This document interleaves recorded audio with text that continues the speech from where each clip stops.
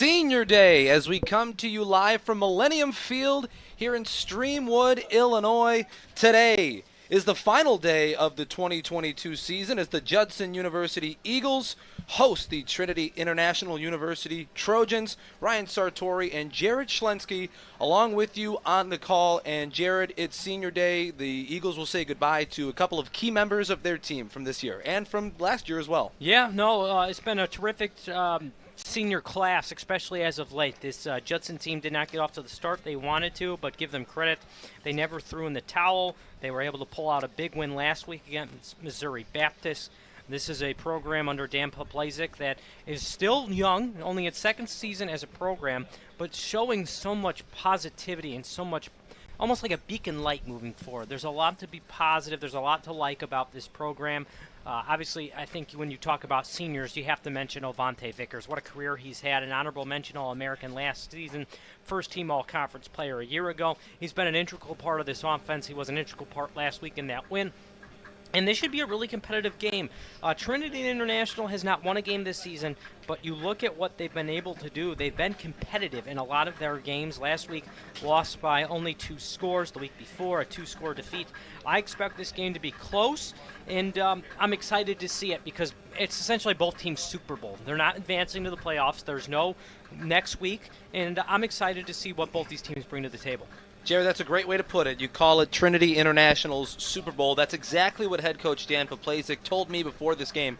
It's their Super Bowl, and he understands that this is a situation where a lot of people might call this a letdown game, but they've practiced really hard all week, and they recognize that this could be a rivalry moving forward in the MSFA, but they want to be the Packers in this rivalry is what he told me. They want Trinity International to be the Bears. And eventually he agreed with me when I said, yeah, and one day you want somebody to shout and say, I own you to the Trojans. He agreed with me on that. But this is going to be a good game. Certainly, like you said, Trinity, an 0-10 team.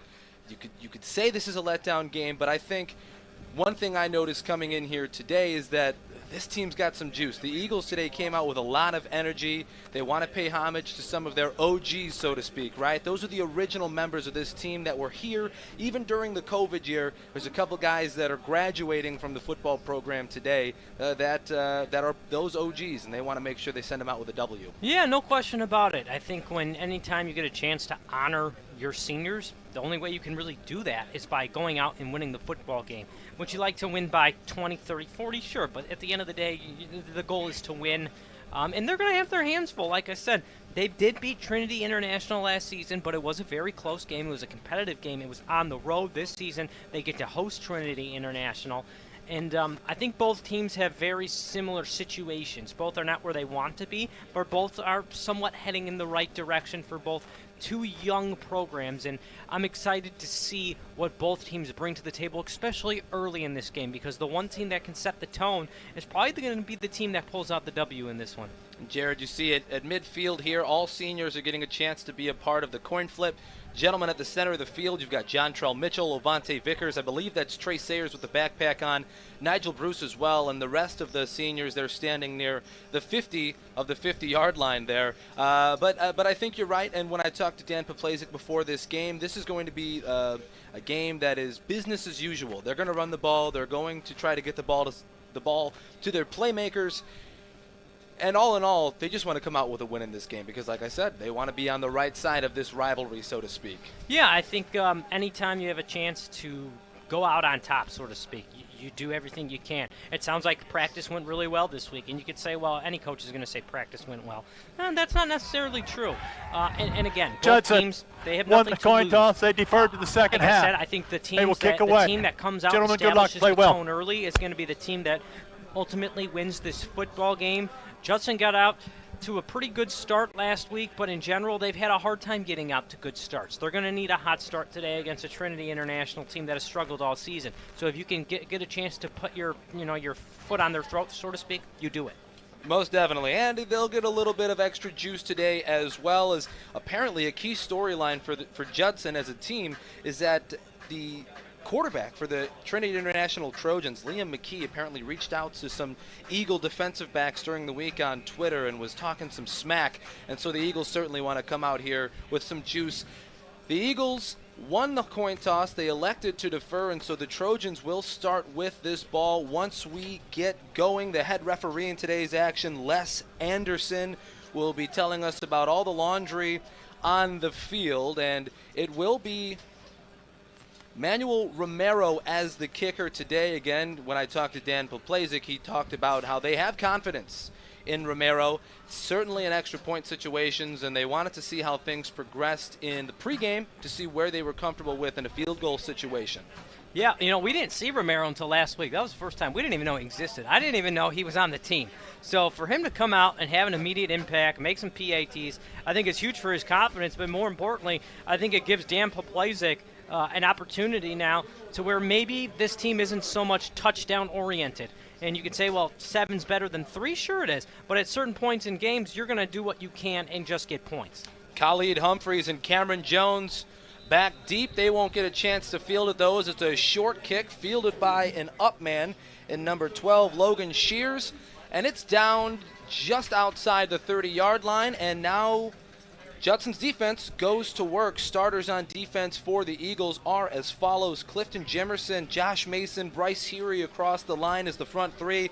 The linebackers, Jared Brooks, E.J. Glover, Chance Krajine, and Jontrell Mitchell.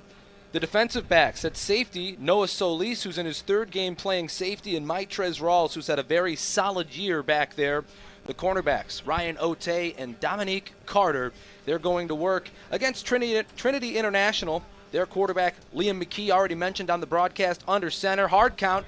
Gets a couple of Eagles to jump. Now drops back. Rolling around a little bit. Stepping up through pressure. Now flicks it to a running back. That's Derek Lowe. And he's going to rumble forward for a gain of about 10 and pick up a new set of downs for the Trojans. Incredible. He looked like Patrick Mahomes there. Weaving left, weaving right. Ultimately just flips it out, almost like a little Aaron Rodgers shuffle pass, and gets a first down. I thought it was a good pass rush by the Judson Eagles. They did a good job of making the quarterback have to move in the pocket and ultimately out of the pocket, but just couldn't bring him down. The starting line for the Trinity International Trojans: Anthony Nisikowski, Keyshawn Brown, Michael Gauze, outside, Fett, and 7 Eloy on the Mendoza. defense. Penalty refused. Result of the play, it's a first down. And they're going to address the neutral zone infraction there by the defense. It was obviously not accepted, and so they'll take the 10-yard gain and go to work again. First down and 10 from about the 41. McKee turns and gives it to Derek Lowe, who goes off the right side, finding some extra room. 15 and more over the 40-yard line and down to about the Judson 36. Tackle there goes to Dominique Carter. Yeah, you know what? It didn't even look like the exchange between Lowe and Mickle was handled all that well, but he had a huge hole, and he hit it with excellent speed and a great pickup to move it all the way onto the Eagles side of the field. I'll say this, though. We talked about a hot start. Give credit to Trinity International. They right now have gotten out to the start they needed to. That was a 20-yard run for Derek Lowe, and already 32 total yards on this drive for the Trojans. McKee back under center. Takes a snap. Now hands to Derek Lowe, I believe, again, and he goes for a gain of maybe 6. It was Lowe, brought down by a flock of Eagles. Chance Krajine, the senior, emerges from the pile. We'll credit him with the tackle there. And getting to the rest of the starters for the Trojans, Bryce Thurman and Khalid Humphreys at wide receiver. Cameron Jones plays in the slot. The starting running back, which we've mentioned, Derek Lowe, and the starting fullback is number 43, Jordan Harris. They're getting a great push up front. Give credit to this offensive line, especially the right side. They've had some really nice gaps early for Lowe. Another handoff. This one goes to Charlie Weber off the left side. He's got nowhere to go. A host of Eagles bring him down. It looked like E.J. Glover and Chance Krajine, the senior, got in there. Yeah, Krajine did a great job filling that gap. You talk about explosiveness, recognizing a run, and then just bursting and hitting the hole with finesse. That's what you saw there. We'll talk about the seniors today. There are 13 of them being honored by the Judson football program today. Demarius Farmer, a defensive back. He plays, obviously, for this Judson defense, as well as Trey Sayers, Jontrell Mitchell, E.J. Glover, and more. As a handoff goes off the left side, this one's going to go to the end zone. Bryce Thurman takes the handoff. about 22 yards in, and it's an opening drive touchdown for the Trojans. Wow, you're talking about great offensive creativity, an excellent job of establishing the run, and here you get a transfer from NIU to find the end zone. Very impressive first drive. Not the start you want if you're Judson, but now your offense needs to go to work. Certainly not, and here is the kicker Cameron Outlaw on. He's 7 for 8 on extra points this season. Was 2 for 2 last week when they played Olivet Nazarene. His extra point is up and good, and here early on it's 7-0 with 12:35 left in the first quarter. When we come back, the ensuing kickoff and the Judson Eagles offense takes the field. You're listening to Eagle Football on the Judson University Athletics YouTube.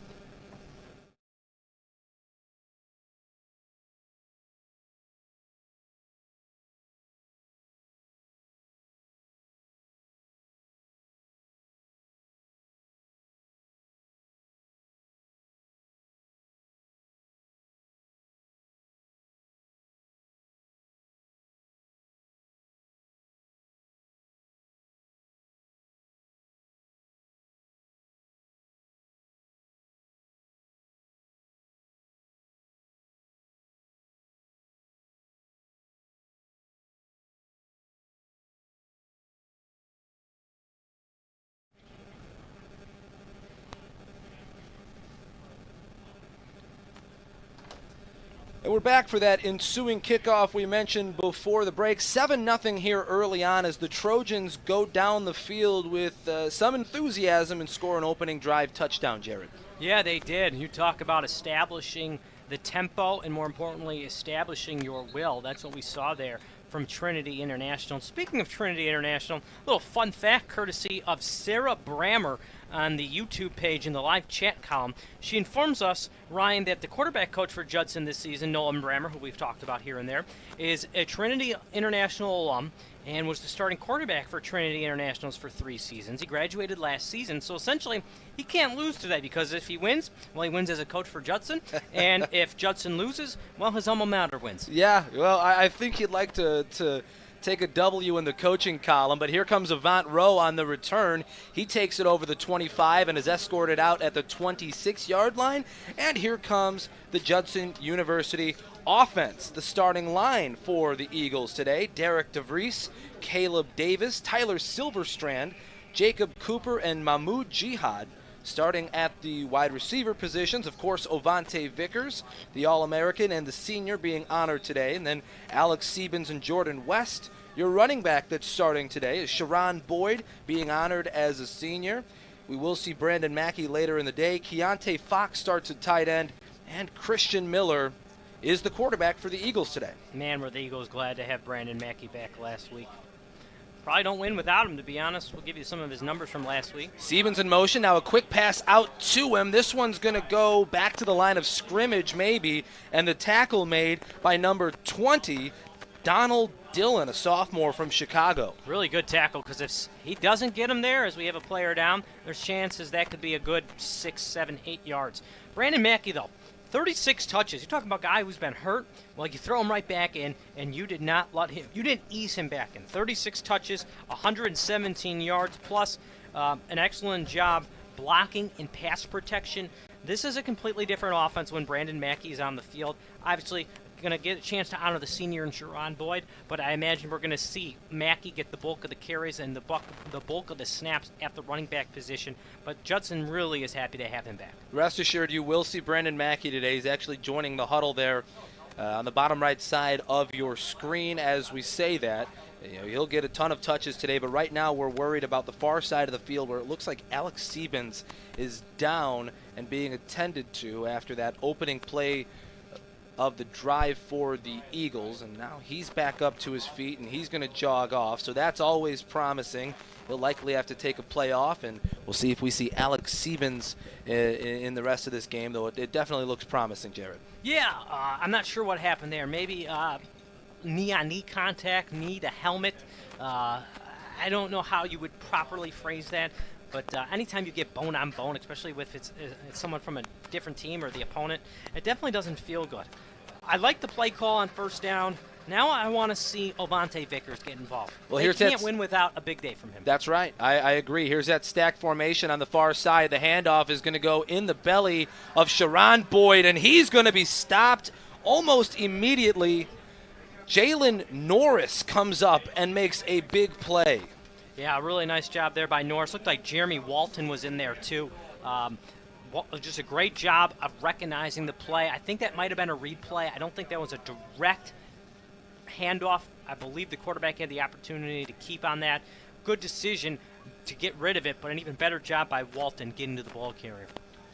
So that puts it at 3rd down and 14, and you would think this is a passing down for the Eagles. Miller drops, looks to the right side, fires a pass that's caught, and now trying to march forward for a first down is Damon Mueller, and it'll be close. Yeah, that's where you want to see Ovante Vickers get behind Siebens and start to push him.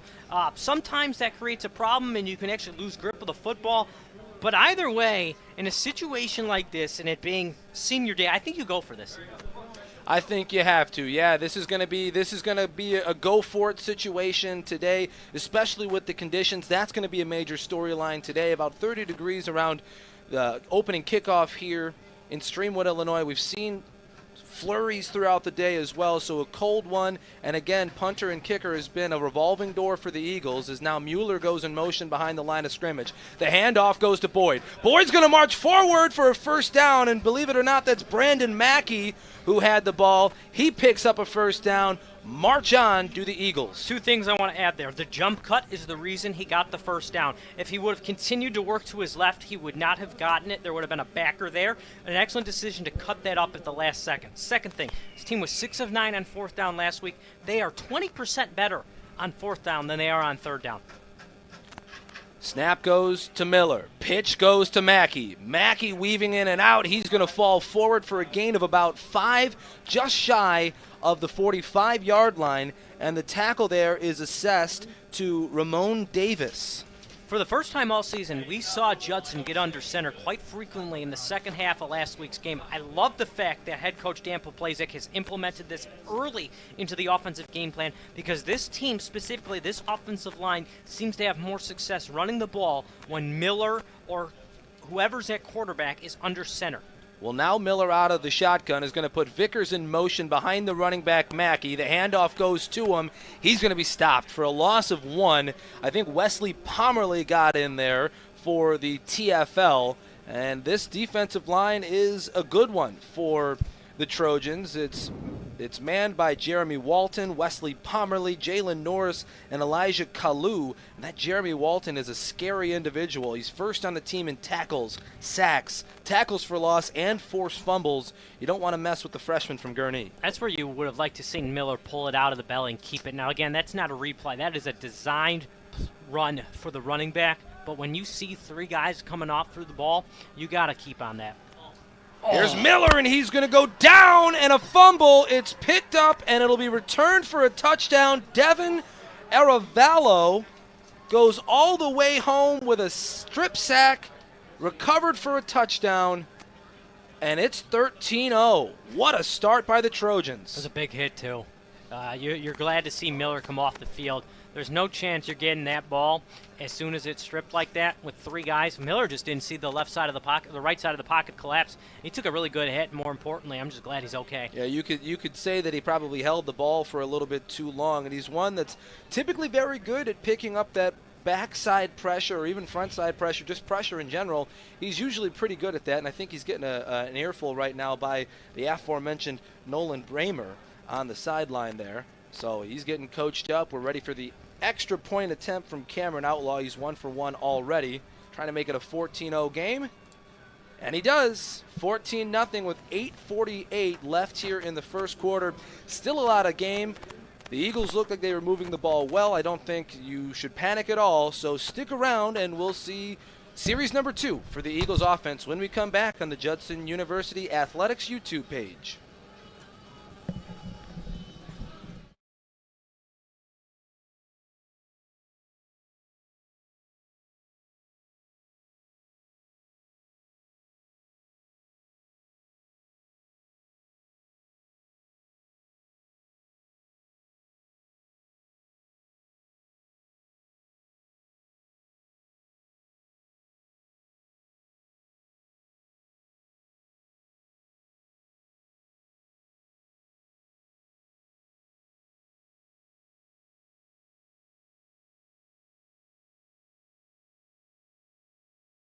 14-0 with 8:48 left in the first quarter, and the Trojans getting ready to kick it off once again. They just scored on a sack, fumble by Christian Miller, recovered and taken back about 45 yards or so for the touchdown.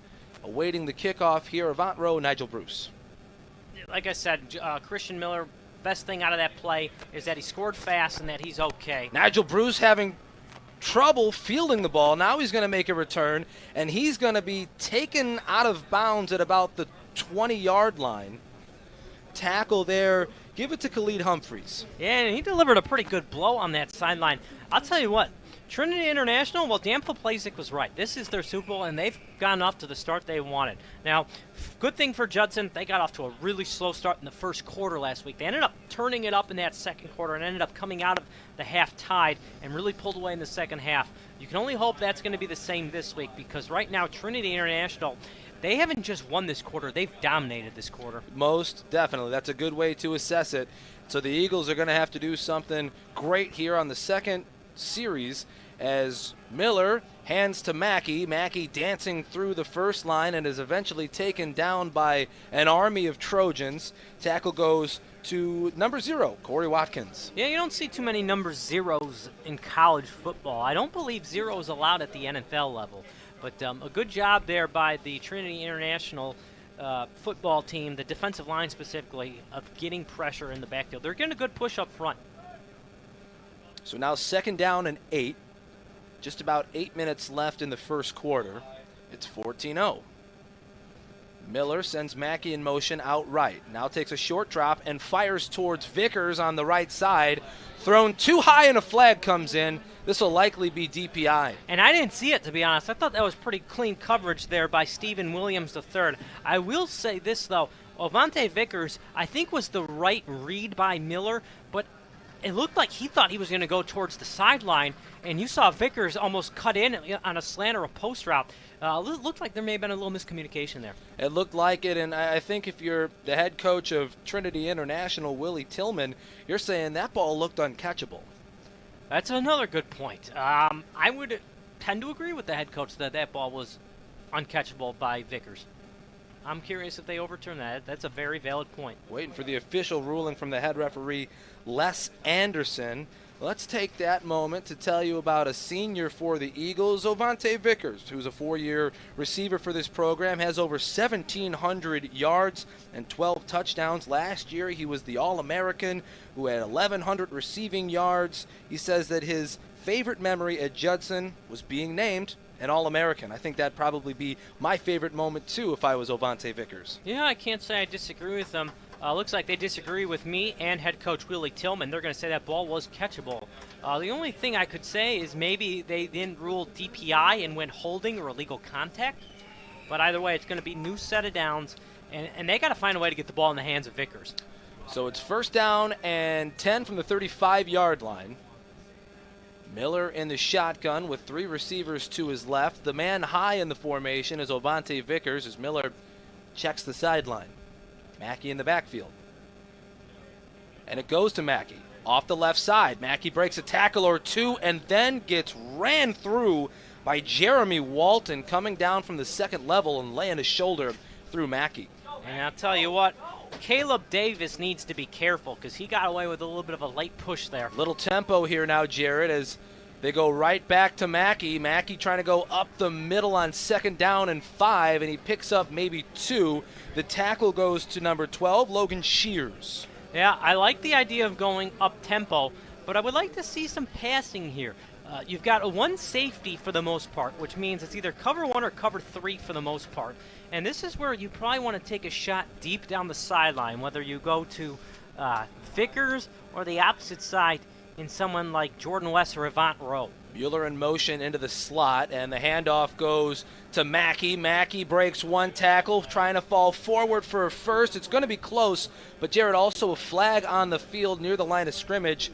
Mahmoud Jihad kind of throwing his arms up a bit. It might be on the Eagles. Yeah, good job there by Mackey of cutting that inside. And if you're head coach Willie Tillman, I think you accept this penalty because Judson is probably going to go for it if they decline it.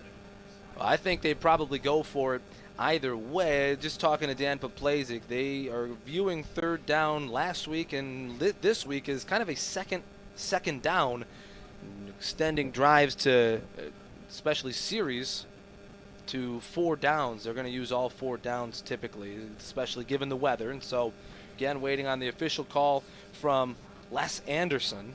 And third down's been a problem all year long for Judson. 33 of 135. That's good enough for 24%. Now, they are converting on fourth down over 50% of the season, but you want to put yourself in at least third and short. The question is, how do you go about that? Do you continue to establish Brandon Mackey? Do you start airing it out? I've been very impressed with this Trinity International defense throughout the first quarter. I have too, and this is a defense that I think does a pretty good job on the year, though. They allow 40.1 points per game, but they're pretty good against the pass. 187 pass yards per game. So I think today it's going to be about Brandon Mackey and if you can get him going or not. And remember, he had a slow start to the game, but eventually was breaking off big runs by the end of the game. The run game is a situation where you must keep trying it. You can't just abandon it, because eventually, as the defense wears out over the course of a game, you're going to break some big ones. So officially, the penalty for what we presume to be holding is accepted. It might have even been, given where they put it, a personal foul. And I didn't see it, but I'm assuming it's on one of the 5 offensive linemen. That would be my assumption as well. Either way, third down and about 17 here, and Christian Miller out of the shotgun with one man to his right in Brandon Mackey. He takes the snaps, now drops, gets it to Vickers and overthrows him. Avant Rowe kind of set a pick to start the play on Donald Dillon, trying to free up Vickers, and Avante's a little upset that that play didn't go the way he wanted it to. That's too bad, because he had a big hole in between the left hash and the sideline. Very well designed play.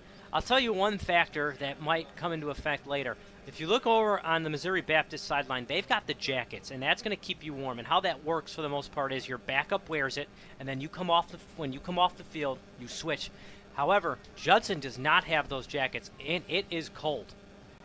It's very cold, and Christian Miller stays on the field, but to punt, and that ball rolls out of bounds around the 40-yard line, so it's going to be plus field position rather for the Trojans as they come on for their second offensive drive of the game with 6:29 left and a 14-0 lead. Yeah, and give credit to Trinity International. You talked about it, how Coach Dan Paplazik said they were going to come out and prepare and play like this game is their Super Bowl, and why not? They're 0-10. There is no next week. And they've done a really good job, especially defensively. One defensive score. They did march down the field on their first offensive series. Now Judson needs to adjust, and they need to stop the run. So here's McKee with a quick pass out to Cameron Jones. Jones makes one man miss. To the sideline he goes. With a little burst of speed, he's finally pushed out at the 15 by Chance Krajine, and another big play for the Trojans. Wow, a heck of a first, Duke. Your job as a receiver, for the most part, make the first man miss. From there on out, let your blockers take care of the rest. That's exactly what happened there. That first man missed there, and wow, you talk about great speed. Very impressive. Yeah, what a burst for the freshman from Richland Hills, Texas, who's got 60 catches on the season, now 61, and 852 yards to the season as well. As now a quick dump pass goes to Charlie Weber out of the backfield, trying to find the edge. He eventually does and picks up maybe 4 as he's escorted out of bounds by Maitrez Rawls. I don't think that is how they designed the play. You don't see a quarterback throw the ball as a forward pass very often. Now, most times you're going to see a two-handed pitch or a shuffle pass. That was a right-handed throw from the quarterback on a run to the left. That was not how it was supposed to go, at least I don't think. Regardless, a good pickup. And this running attack continues to be a factor. Now 2nd down and 6 for the Trojans as they line up with one receiver to the bottom of the formation in Bryce Thurman. Fake handoff, throw goes wide and incomplete, intended for Cameron Jones, but was also in the vicinity of Khalid Humphreys. Coverage by Ryan Ote. Great job by Ote. I don't think he saw that pass to the last second. I believe that was an RPO. Really good job of sticking his man on the outside. A lot of people think it's pass interference, but you get 5 yards to play bump and run, and that's what you saw there from Ryan Ote, one of the taller corners you'll see across the landscape of the NAIA at 6 feet 1 inches, and he used every inch of his 6'1" frame there to his advantage. Well, yeah, and you have to be very aware. Field awareness is something you hear some coaches say, and knowing that you're inside of 5 yards to get that contact is part of that field awareness. 3rd down and 6. Handoff off the right side to Derek Lowe. Lowe runs into a wall, and he's thrown backwards by Bryce Heary, Malik Rowe, and Co. And now it's 3rd down and 6. And the question is this 4-down territory? We're going to find out right now where they stand for the most part from a kicking standpoint, but I would assume that this is 4-down territory. And they're going to send the kicker out there. This again, Cameron Outlaw, who on the season is 1 for 4 on field goal attempts, and he's trying to give the Trojans a 17-0 lead with 4:50 left. Low snap, and it's picked up, and they're going to try to make something of it. They can't. Mitrez Rawls gets back there and gets the holder. He was number 16, Nate Nadeau. And it's a turnover on downs, Jared, a huge play and something the Eagles needed. I'm surprised they did that. I didn't think the field goal made sense. Give credit, though. Mitrez Rawls did a great job coming off the side. It was a muff snap, a little bit low, and now you've got some momentum. Now you've got to find a way to sustain a drive. You don't even necessarily need a touchdown here, but you need to move the football. Well, it was one penalty that set the Eagles back in a big way on that last drive. The defense stands tall, so with 4:43 left in the first quarter, it's a 14-0 game as the Eagles trail, and Christian Miller will take the snap. And now a quick pass out to Vickers. Vickers trying to make a man miss, and he's brought down for a gain of maybe 2. And the man in there to make the stop was number 2, Stephen Williams III.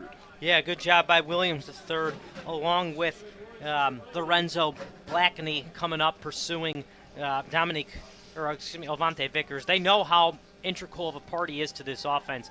And I love the decision to get him the ball there, even though it didn't really pan out. So now 2nd down and 8. Miller under center. Turns and will hand off to Mackey. Mackey with a burst through the first line. Tackled for a gain of maybe 7. And the tackle there goes to Jeremy Walton. And maybe Stephen Williams getting in there as well. I didn't think he had the first down. They give it to him, though. Good burst through the line, and now he's going to try to do it again. He does. Good burst by Mackey. Picks up 5 on 1st down, and he's brought down by a host, including Lorenzo Blakeney. And now we got a late flag coming in there, and I did not see it, but the running attack from under center, something, again, we saw for the first time in the second half last week. It's going to be a face mask against the Trinity International defense. And now all of a sudden you're on the other side of the 50 and you've got some momentum. You've got to continue to run this football. Yeah, it's starting to work right now. They're actually, there's the face mask, and it'll be 15 yards added on to the end of that run. So you can count it as almost a 20-yard play, though it was just an offensive gain of 5 by Mackey. And so now inside Trojans territory for the first time is the Eagles offense. Everybody expects the ball to go to Vickers, and rightfully so. He's lined up on the outside on the right, which is the top of your screen. But don't be surprised if you get Avant Rowe involved in the passing game, too.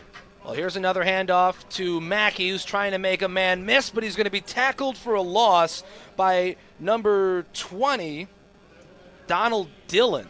Yeah, Dillon did a good job pursuing Mackey. You've got a lot of space. I like this tight split of Avant Rowe lining up inside the left hash mark, which is the bottom of your screen. And when you have that much space on the outside, it gives you a lot of options. You can run an out and up. You can run a corner route. I would not be surprised if Avant Rowe is the target on the next play or two here. So now 2nd down and about 4. Eagles staying on task here as they begin to move the ball down the field and try to work themselves out of a 2-touchdown deficit. We're under 3 minutes in the first quarter. Miller with a quick pass caught by Vickers. That one's going to go for a gain of maybe 8 as it was 2nd down and long, and the tackle there, Jared, goes to number 2, Stephen Williams. Yeah, a quick little hitch. A good job by Vickers possessing the ball and picking up a little bit of extra yardage. This is 3rd down. Don't be surprised if it's a pass. And again, I like the tight split. Row this time is outside the hash at the bottom of your screen, but still a lot of room to work on the outside for him. 3rd down and 7.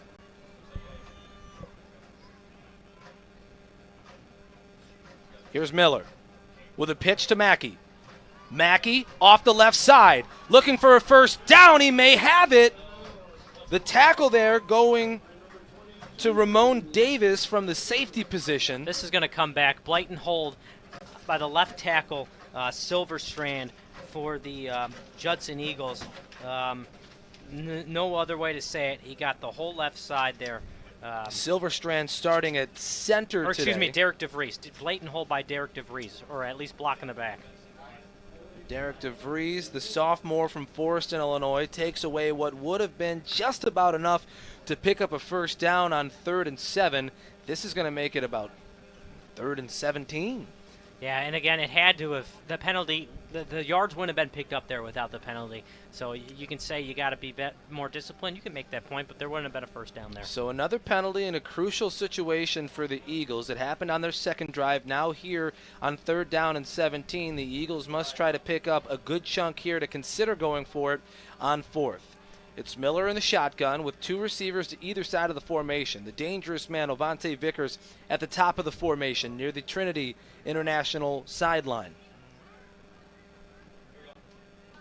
Play clock at 3. They get the snap. Miller has to step forward. Miller dumps it off to Mackey, nearly intercepted. Corey Watkins got a hand on it, but the pressure and the reason the play was blown up was Jeremy Walton came screaming off the left side. He didn't just come screaming off. He shot out of there like a cannon, man. He did a great job of making Miller step up. You almost wish Miller would have kept that football and just taken the 5 or 6 yards he would have had. Brandon Mackey very upset on the sideline as he comes this way. It's 4th down and 17, and they're going to send, I think this is David Dunbar out there to do the punting this time. The deep man is Cameron Jones, and it is a decent punt. This one takes a little bit of a favorable roll for Judson, and they'll pick it up around the 20-yard line, and we'll take a break. It's 14-0, a minute 33 left here in the first quarter. Eagles trail. Stay tuned, though, on the Judson University Athletics YouTube page.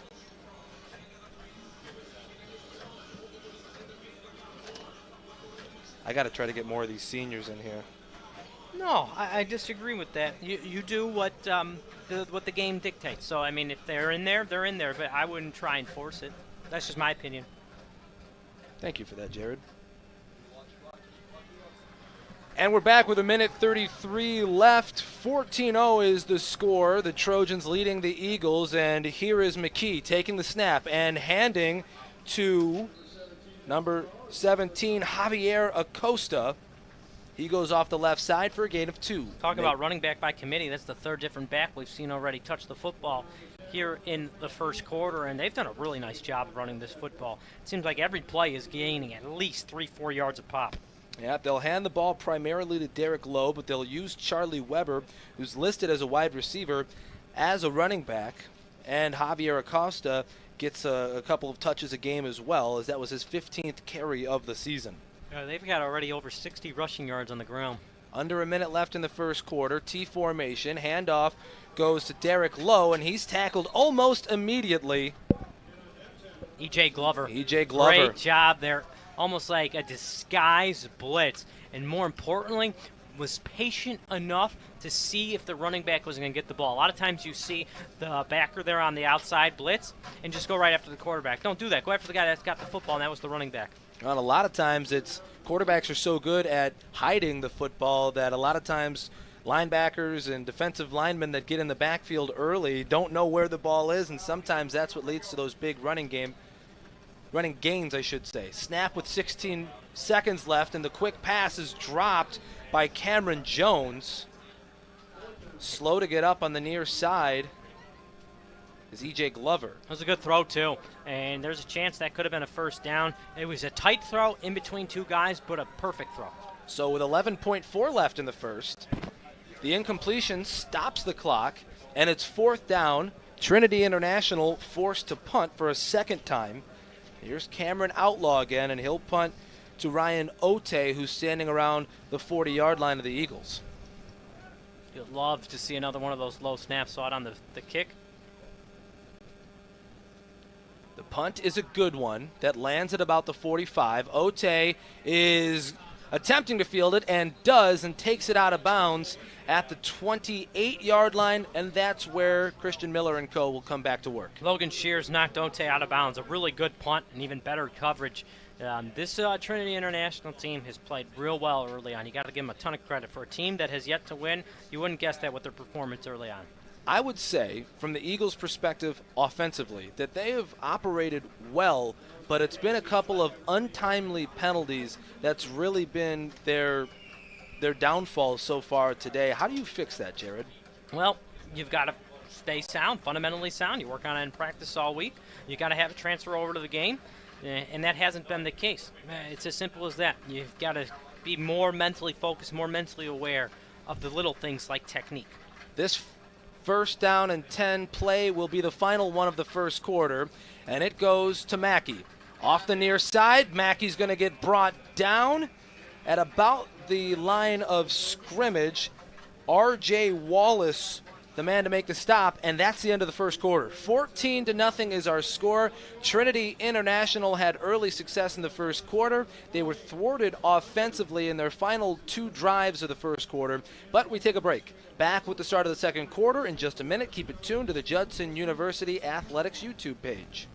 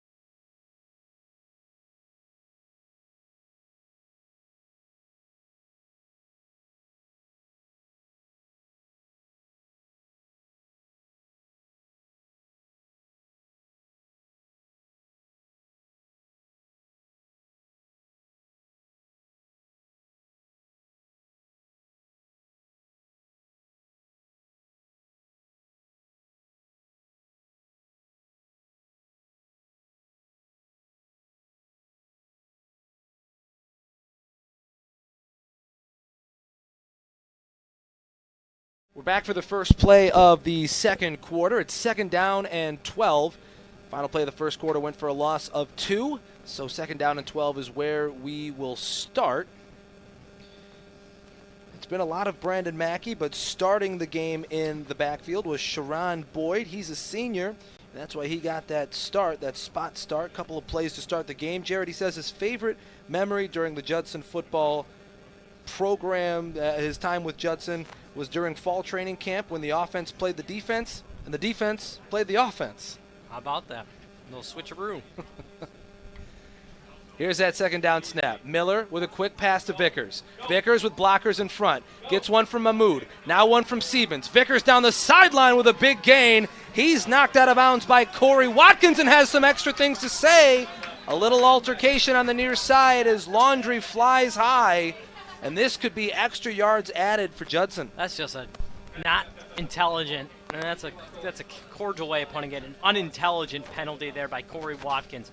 You made the tackle, you gave up a first down, then a blatant push on the Judson sideline right in front of the official.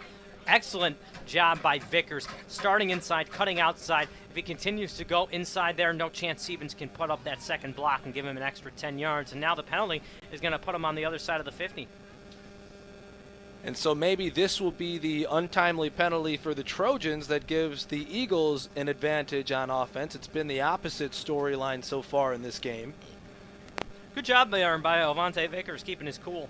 You see a lot of guys get frustrated and exchange maybe a late push, maybe even a punch.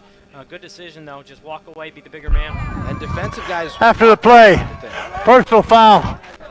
And now Number 2, defense. It's a 15-yard penalty added to the end of the run. Step. I certainly haven't, but creative. Certainly creative by Vickers, but a lot of times you'll see those defensive guys push and shove and what have you, and they want the offensive guy to be the one to be the second guy there, right? It's usually the second guy who's the offender. So now it'll be first down and 10 from inside the Trojans' 40. Christian Miller looks really confused at the line of scrimmage. He's looking to the sideline for the play, but I don't know if he's got it yet. Miller does have it now as Mackey goes in motion. The handoff goes to Mackey. Mackey with a little stutter step, trying to pick up some yardage. He gets maybe 4 or 5, and the tackle there goes to number 20, Donald Dillon. Yeah, really good job there again by these slot receivers of blocking. This time it was Jordan West. We've called Alex Stevens' name a couple times with some solid blocks. That time Jordan West. These receivers are not afraid to do the dirty work. No, and sometimes that is just in an offensive system, you need really great blocking wide receivers. Not all of them utilize the receivers as blockers, but certainly the past couple of weeks, the Eagles have used their receivers as extra O-linemen, so to speak. And another handoff to Mackey. Mackey with a burst, and he's down to the 25-yard line, and another first down for the Eagles. Really nice block by Jihad along with Antonio Rios. They're getting a great push on this drive. Little pace now. Miller gives to Mackey. Mackey up the middle, and he goes for maybe a gain of 1 or 2. Judson got away with that there. They were not set, and you can tell, you can hear it. These Judson coaches want to go fast, and right now Judson just isn't playing Timeout, the same sense Trinity. of urgency that their coaches Their first want of the half. Timeout by the Trojans. Will take the timeout with them. 13:43 left. The Eagles trail by 14 and are looking to put up their first score of the game on this drive. Keep it tuned to the Judson University Athletics YouTube page. Back in a moment.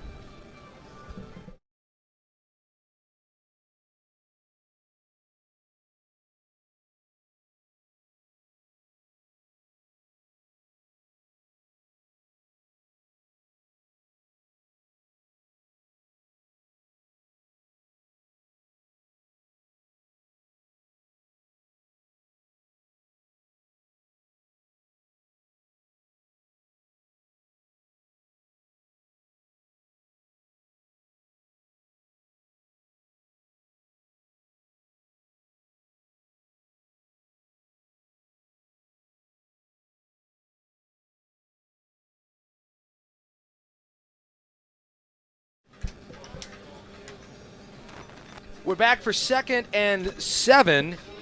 Eagles driving almost into the red zone. It would be their first red zone appearance of the day. Need about another 3 yards or so.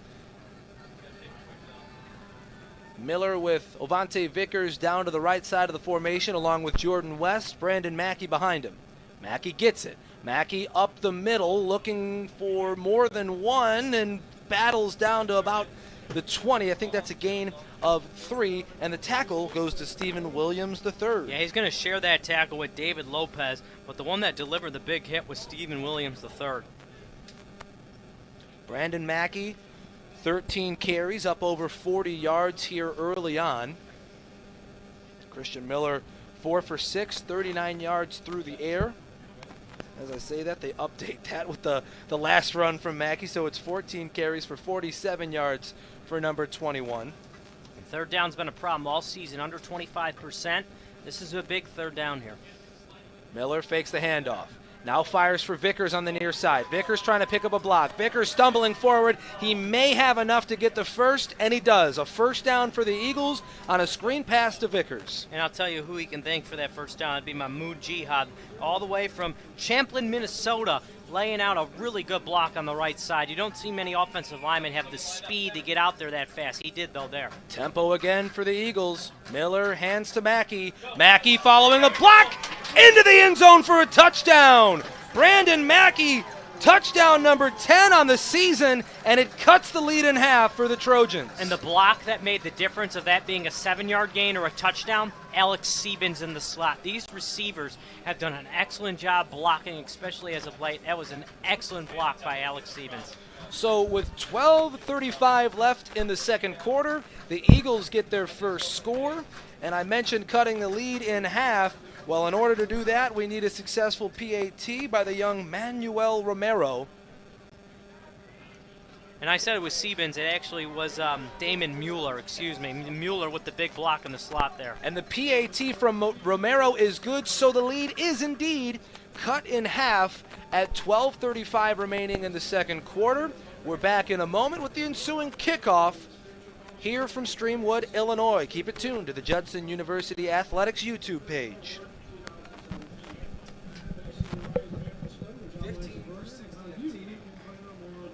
What's that? He's got 15 for 60 and a TD. Yeah, not bad.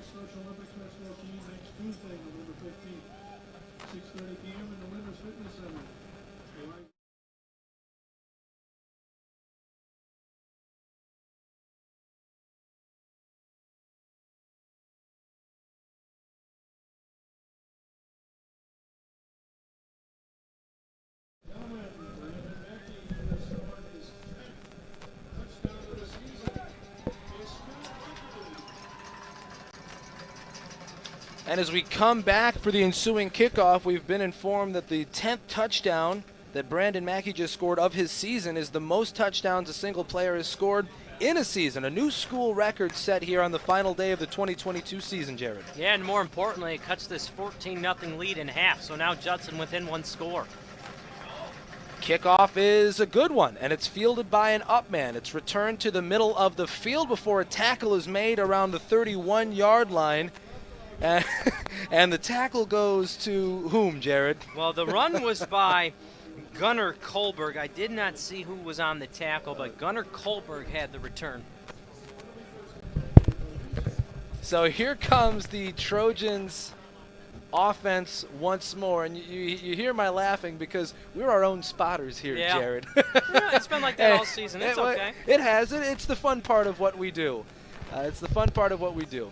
And so first down and 10, just outside the 30-yard line. The handoff comes our way in the belly of Derek Lowe, and he's going to get slung to the ground for a loss. Looks like the tackle there, Bryce Heary, the standout freshman. Yeah, he's worn a couple of different numbers this season, so it's always hard to recognize who Bryce Heary is. But I like the decision there to set the edge. I'm not sure if that was the design or his assignment, but he did a great job of it and brought down the ball carrier with ease.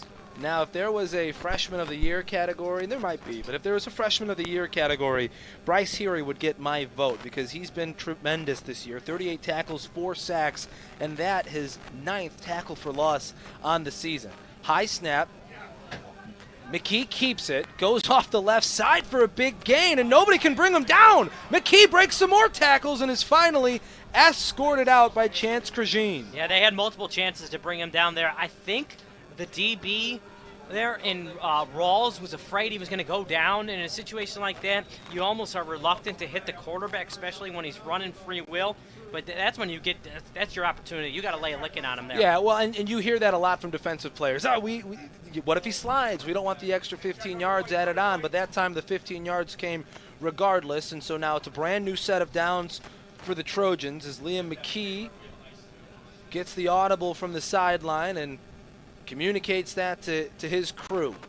Man to his left is Derek Lowe. McKee keeps. McKee escapes one would-be tackler. Now files downfield to Charlie Weber, and he can't hang on. In and out of the hands of Weber, who had gotten behind the defense. And you know what? That's a really smart play by Ryan Otay. I'll tell you why. He got beat, or let me rephrase that. He lost the man following the scramble. You play the hands in that situation. You don't play the ball, you play the hands. You saw the ball going to the hands of the receiver. What did he do? He went for that Peanut Tillman punch. He did it there, and he executed it to perfection. Jontrell Mitchell was the would-be sacker, so to speak. He was juked out, and McKee able to launch a long ball. So now we've seen the arm of Liam McKee. We know he can throw it down the field. Yeah, this McKee's got a little bit of Ben Roethlisberger to him. Oh, He's yeah? hard to bring down. Can you reset the 25-second clock, see if it comes on down here? Clock. He's not fast. I wouldn't say he's agile or elusive, but he is hard to tackle. And you can't tackle him. I'm sorry, you can't tackle him high. The approach is not to go high. A sturdy individual is I think how you can phrase both Liam McKee and Ben Please shut the 25-second clock down there. The play clock will be kept on the field. Back, Judge. So we're having an issue with the north end zone play clock. There's one in the south end zone that's on and running, but the one in the north end zone is not. And so Les Anderson communicating with us up here in the booth. And they fixed it, so we're ready for the resumption of play. 2nd down and 10 after a little bit of a stoppage there. McKee's going to hand to Derek Lowe. Lowe off the right side, breaks a tackle. Lowe with a big gain of about 13 before he's taken down in the secondary by Maitrez Rawls. Yeah, A.J. Glover had a chance, but he was just a tad too late. And this running attack for Missouri, or excuse me, not Missouri Baptist, for this Trojan football team has done its wonders. It's had its course against this defense, and they've done a really good job establishing the run. Derek Lowe with 5 carries and is up over 40 yards on the day so far. Out of the T formation here, McKee drops back with extra blockers in front. It's a screen pass caught by Lowe. Lowe's tackled from behind by Josh Mason, and there's a flag. And I think this is going to be a horse collar tackle against Mason. I think this is going to move it up at least 15 yards or half the distance to the goal. Yeah, trying to chase him down from behind, it's never easy when a 310-pound guy is trying to chase a 250-pound guy whose job literally has run in the title. You know, they did actually a pretty good job of recognizing the screen there, just a tad too late. And I wouldn't have been surprised if that ball was actually tipped, but like I said, just a tad too late recognizing screen. Waiting for Les Anderson. Here's the call.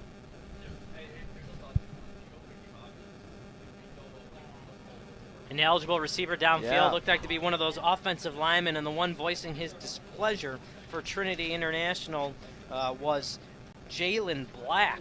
And I got to tend to agree with him because I didn't think he was more than 2 yards downfield. So that'll set things back a little bit, and the catch and run by Lowe reversed. So this will set up 1st down and 15 after the illegal man downfield, and I think we've lost the field mic again for Les Anderson. That was my pause. I was waiting to hear from Les. But instead, it's 1st and 15, 10:36 left. The score 14-7 in favor of TIU. Under center, McKee hands to Lowe. Lowe up the middle is met by a host of Eagles. I think namely in that pile is Malik Rowe. Yeah, Malik Rowe was the first one there, along with, I think somebody getting in there too, maybe Andre Hawkins. And same thing with DeHavion Allen. Either way, that was 2nd down, pardon me. I called it 1st and 15. It was 2nd and 15, and now, or maybe it is 2nd down. It's 2nd down, you're correct. The chain gang on the far side giving me fits. There's now pressure on McKee. He gets away from Jimerson, now fires downfield to nobody. It falls incomplete, and the Eagles got good pressure there, Jared. This young man is really hard to bring down. He's not fast, but he's crafty. He knows which way to spin, and then he knows when to get rid of it. And I've been impressed with McKee today. I think I have been too. The Eagles could possibly have 3 sacks as a team so far in this one. Instead, they have 0. Yeah, Liam McKee came into today completing 50% of his passes, 12 interceptions to 6 touchdowns. And as a runner, you haven't seen a whole lot of it. He does have 1 rushing touchdown, but he has played a very good first half so far. They definitely have not let him throw the ball. 2 for 6 with 37 yards. Now he rolls out to his left, steps up through, and fires a low pass that is caught on the near sideline by number 13, Bryce Thurman. Yeah, bottom of your screen, just a perfect throw. He squared his shoulders, and he put that ball low enough to only where his receiver could catch the football, and that was Bryce Thurman. A really nice throw by McKee. And again, I know we don't have the scoreboard in the corner, so we will give it to you as frequently as possible throughout the broadcast today, but it is 14-7 Trinity. So now I'm being informed that it's Liam Mickle, not McKee. Liam Mickle takes it from under center. He hands off to Derek Lowe. Lowe up the middle, fighting for extra yards, keeps it churning. Eventually, he's tackled by Josh Mason after a gain of, well, enough to pick up a 1st down, maybe a gain of 4. Yeah, that was on 4th down. Yeah, that's our mistake. We apologize for the Mickle-McKee mix-up. Yeah, Mickle's had a really nice game today. Been a good player. And still, like Ben Roethlisberger. The comparison does not go out the window, but though our pronunciation of his last name certainly does. It's Mickle, not Mickey. And so we do get a new quarterback here. This is number 8, Melvin Bobo the 4th. Yeah, it looks like a little bit of Wildcat here. And Bobo sends Weber in motion. Bobo off the right side is tackled after a short game. Clifton Jimerson gets in there. Yeah, good job by the right tackle, sealing the edge and allowing Bobo to cut inside. Really well-designed Wildcat formation there. Looks like Bobo is going to stay in for another play. Have to wonder if Liam Mickle is all right. Bobo's not even listed as the second quarterback on the depth chart. It's Nate Nadeau that you would think would come in this. Instead, it's Bobo. Well, you think with this formation, if we're going to continue to see Bobo, you can pretty much assume it's going to be a run. And they're going to have to call a timeout because there's no way they're going to allow this ball to be snapped, right, with the substitution? Yeah, one second on the play clock. They get it off. Bobo trying to go up the middle, and he's stopped. Maybe even for no gain at all, and I think Josh Mason getting in there. Maybe Jontrell Mitchell. Tough to see the number. Well, good job there stopping the run. Now you've got to do everything you can to keep them from scoring. With 7:10 left in this one, yes, 3rd down and long. You want to come up with a big stop here and force them to make a tough decision on what they'll do on 4th down. We do get Liam Mickle back in the game. Bobo onto the sideline. Mickle with a quick snap, fade route for Thurman, and caught. Touchdown, Trinity International. Couldn't have thrown a perfect ball. That was as good as he could have thrown it. Put it on the outside, only where his receiver could get it, and more importantly, put it high enough to only where his receiver could get it. Very nice throw there by Mickle. Tough to throw a better ball. 3rd touchdown of the day for the Trojans. 2nd for their offense as a unit, and it's the first passing touchdown for Liam Mickle. On comes Outlaw for the extra point. And it's through and good. 21-7, 6:52 left in the half. Back in a moment with the resumption of play from Streamwood.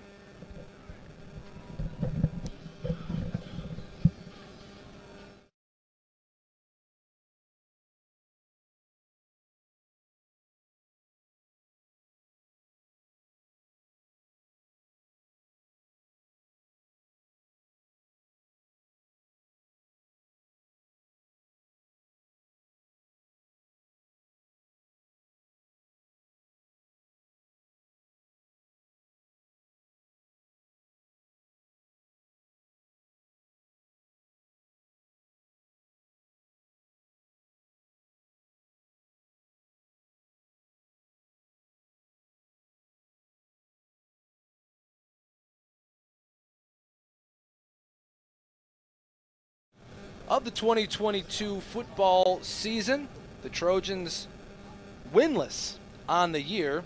The Eagles looking for their 3rd win and their 2nd in a row here in 2022. Outlaw set to kick deep to Avant Rowe and Nigel Bruce.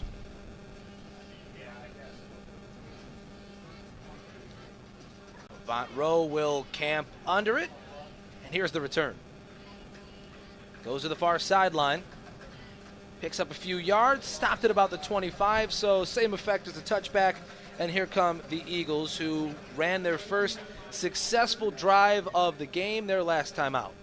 Yeah, and now you got to think, this is kind of where the senior day festivities go away, because you're in a game and you're down 2 scores. You're not playing anymore to get everybody on the field. And again, this is hearsay. This is my assumption. You've got to find a way now to generate some offense and then maybe get that lead to where you can get some of these seniors in.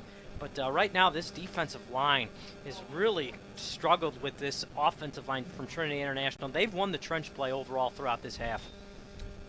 Yeah, I would say that's an accurate assessment. And I think one thing that we did see, though, on the Eagles' last drive was great play by their offensive line. We said Mahmoud Jihad's name a lot and coming out and making some stops and getting some big blocks for Avante Vickers on screen plays, but the main man on the last drive, Brandon Mackey, who already today 15 carries, 60 yards, and a touchdown. The first down play goes to Mackey off the left side. Mackey looking for a crease, and he picks up about 8 before being brought down on first down. Love the offensive creativity. Fake Now a the late dive, flag. get the sweep. And I don't see a flag. There might be one, but Sitting there around the 45-yard line. oh yeah, it's actually out of bounds. The flag has been thrown on the sideline. I'm curious who this is on. I'm going to assume this is on Trinity. And we'll have to see, because this has already been somewhat of a chippy game. A lot of emotion riding in this game. Certainly.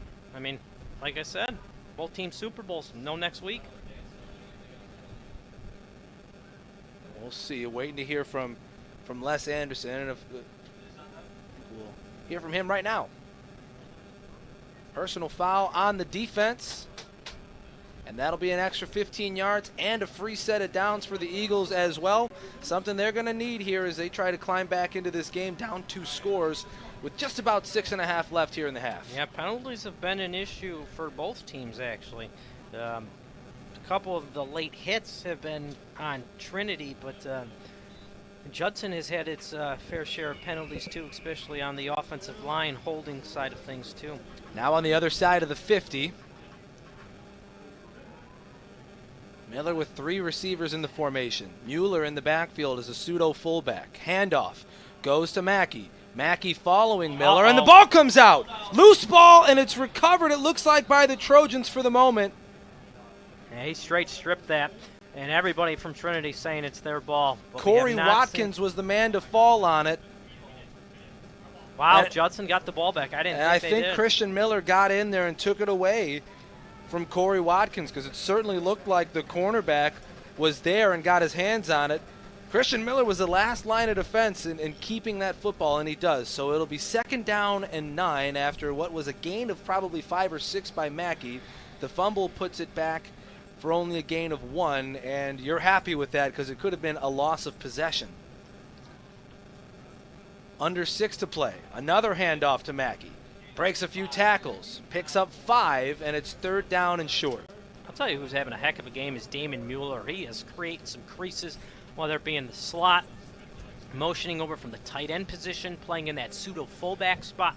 He's had a really nice game. He's put some really good blocks in place for Mackey to get extra yards. Playing that traditional version of tight end rather than the new school version where we see him running down the seam and picking up huge yards a la Travis Kelce or Darren Waller, somebody like that. This guy's more of a more inline fullback tight end type guy who's going to pick up some big blocks for you. And now, deep pass down the sideline. Vickers makes a tremendous catch inside the 10. It's a circus catch by Avante Vickers, juggling and making the catch. Matthew Perry was actually in pretty good position. He got the initial tip, but an even better job of keeping it alive with Vickers' right hand and then corralling it in on the second bounce. Tempo again from the Eagles. Mackey following some blocks towards the goal line. Brandon Mackey, it's a touchdown! His 2nd of the day, and it again cuts the lead in half. Yeah, Damon Mueller, a couple nice blocks. You get a heck of a catch by Avante Vickers, and then the offensive line creates a great push up front, and then Mackey, second effort. That's what you call a gritty drive, and that's what you saw right there from this very talented Judson offensive unit. So after the personal foul, it takes 2 plays. One by your All-American Avante Vickers, making a dazzling catch inside the 10, and the other from your bruiser, Mackey, going through the left side, making it a touchdown, and now a little bit of conversation to see exactly what the Eagles want to do. That's exactly what it is. An injured player near the line of scrimmage is going to delay the extra point here.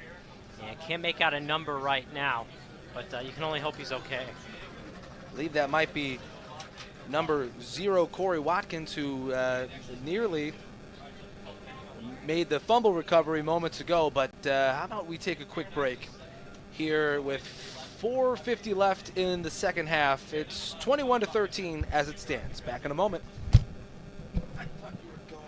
I don't know, but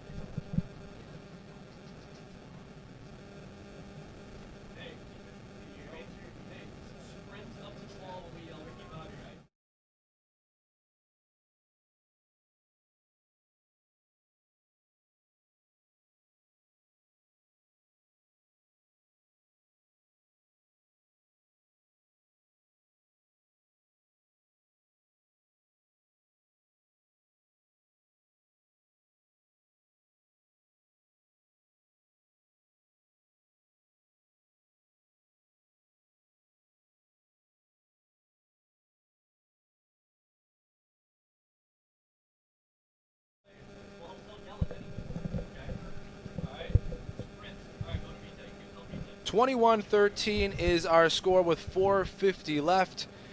The injured Trojan Matthew Perry still being tended to on the field. We're back in a moment with the resumption of play from Streamwood, Illinois. Keep it tuned to the Judson University Athletics YouTube page.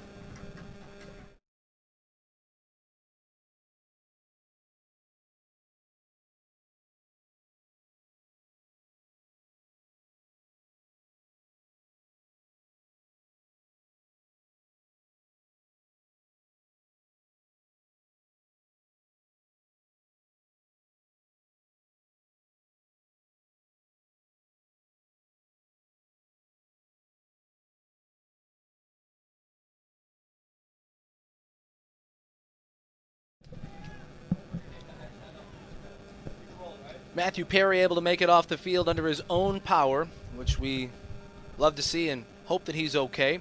And now it's Manuel Romero on for his second PAT of the day, looking to be 2 for 2. That's up. That's good. 21-14 is the score. 4:50 left, and we'll keep it here, Jared. What can you say about Ovante Vickers? That catch changes the trajectory of the drive. Yeah, he's a playmaker. He's been a playmaker his whole entire career here at Judson University. He makes really tough contested catches, particularly on the sidelines. And 5 catches, 69 yards. He was single-handedly put them in position to get that touchdown along with the offensive line. It's been just a gritty effort here in this quarter by this offense from Judson. Now the question is, can this defense find a way to slow down this rushing attack of Trinity International, because they really have established the ground game early. The defense came up with 2 consecutive stops there at the end of the first quarter, and then the Trojans just ran through the Eagles on their last offensive touch. So we'll see how the end of this half progresses. Again, 4:50 left, a touchdown scores. The Eagles trail by 7. Manuel Romero on to kick deep to Cameron Jones and Khalid Humphreys. And it's a short one, fielded by Logan Shears, who's a linebacker, and he's whistled down just outside the 25-yard line, maybe at the 26, and that's where the Trojans come back. Yeah, now you got to find a way to just keep them off the board. You don't need to get the ball back. Just find a way to keep them off the board here to go into the game, or go into the half down 1 score. You certainly have enough time to. Your game plan could even be, well, let's get a stop here on this set of downs, and we can try our best to put it in and go in tied. The Eagles will get the ball at the halftime kickoff. False start likely being called here. This is where the offense points at the defense and the defense points at the offense. You've seen that before. A time or two. And it's a false start against TIU, and that'll set them back on first down. So now that game plan of let's get a stop on this set of downs moves even more to the forefront of your mind. You're going to try to get this ball back for your offense to maybe even try to tie this game up by half. 1st and 15.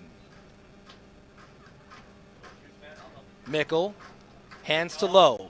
Lowe up the middle is stopped. He's got nowhere to go. Brought down by a host of Eagles. Here he emerges from the pile. I think Malik Rowe is at the bottom of that pile too, though he's being kind of scraped off the pavement as the entire offensive line was on top of him. Yeah, nice job there by the defense, getting there quickly. I don't think if you're Judson you use your timeouts yet. I think you want to see what second down brings, and you probably wait till 3rd down to even consider using the timeout. Just about 4 minutes left in the half. 10 seconds on the play clock here for the Trojans. 2nd down and 14. Pump fake by Mickle. Going deep for Thurman. Thurman makes the catch, nearly breaks the tackle from DeHavion Allen, but is brought down at the Eagles' 41-yard line. Yeah, Thurman's had himself a really nice quarter and a really good job there by Jaylene Lemon of just preventing a touchdown, because if he doesn't, he's gone. So now it's 1st down and 10 on the other side of the 50 after what looked like a promising start to the drive for the Judson's defense. They now have to really dig in here with 3.5 left. The handoff goes up the middle to Lowe, brought down rather quickly. Much better tackling on this drive so far by the Eagles, especially there by E.J. Glover. That was Javier Acosta, excuse me. Acosta with a gain of 2 on the play. 2nd down and 8. And Mickle's going to come sprinting in from the sideline after getting the play call.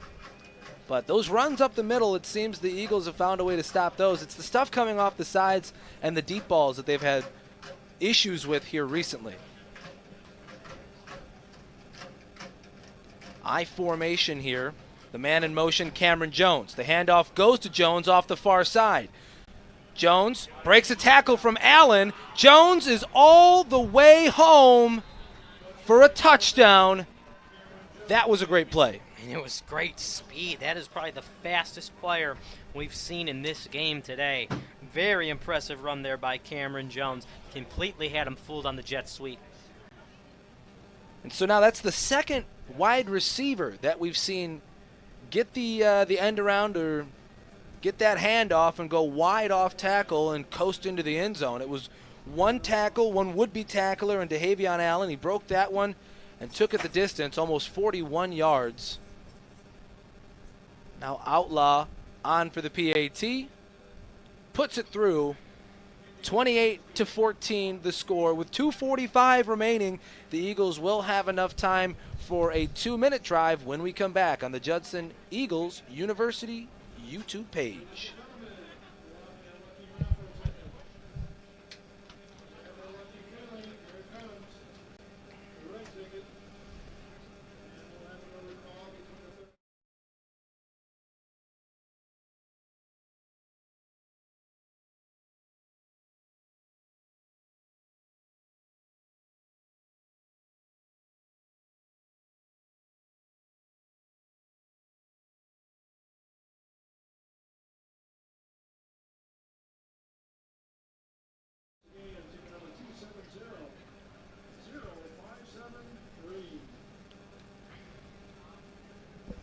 Officially, it's a 40-yard touchdown run by Cameron Jones going off the right side, making it a 28-14 ball game. 2:45 left, and this is the ensuing kickoff as Avant Rowe and Nigel Bruce wait for Outlaw. It will be Rowe to return. Avant Rowe over the 25, near the 30, and brought down. This will bring the offense back on. And remember how we talked about how it was essential to get this down to a 1-score deficit? Well, now you're down 2 scores. You got to find a way to get points here. And still an essential part of this game is getting it to 1 score. Again, the Eagles will get the halftime kickoff. They won the coin toss at the beginning of the game, elected to defer. The Trojans started the game with the ball and then marched down the field and got a touchdown. The second score of the game came on a strip sack, fumble recovery, run back for a touchdown by the Trojans defense. That made it 14-0. Brandon Mackey later answered with his first touchdown of the day, 14-7. The Trojans then marched right back down the field with another touchdown drive. The Eagles answered, now the Trojans answer. And what will Judson do here as it's 1st down and 10 from the 30-yard line?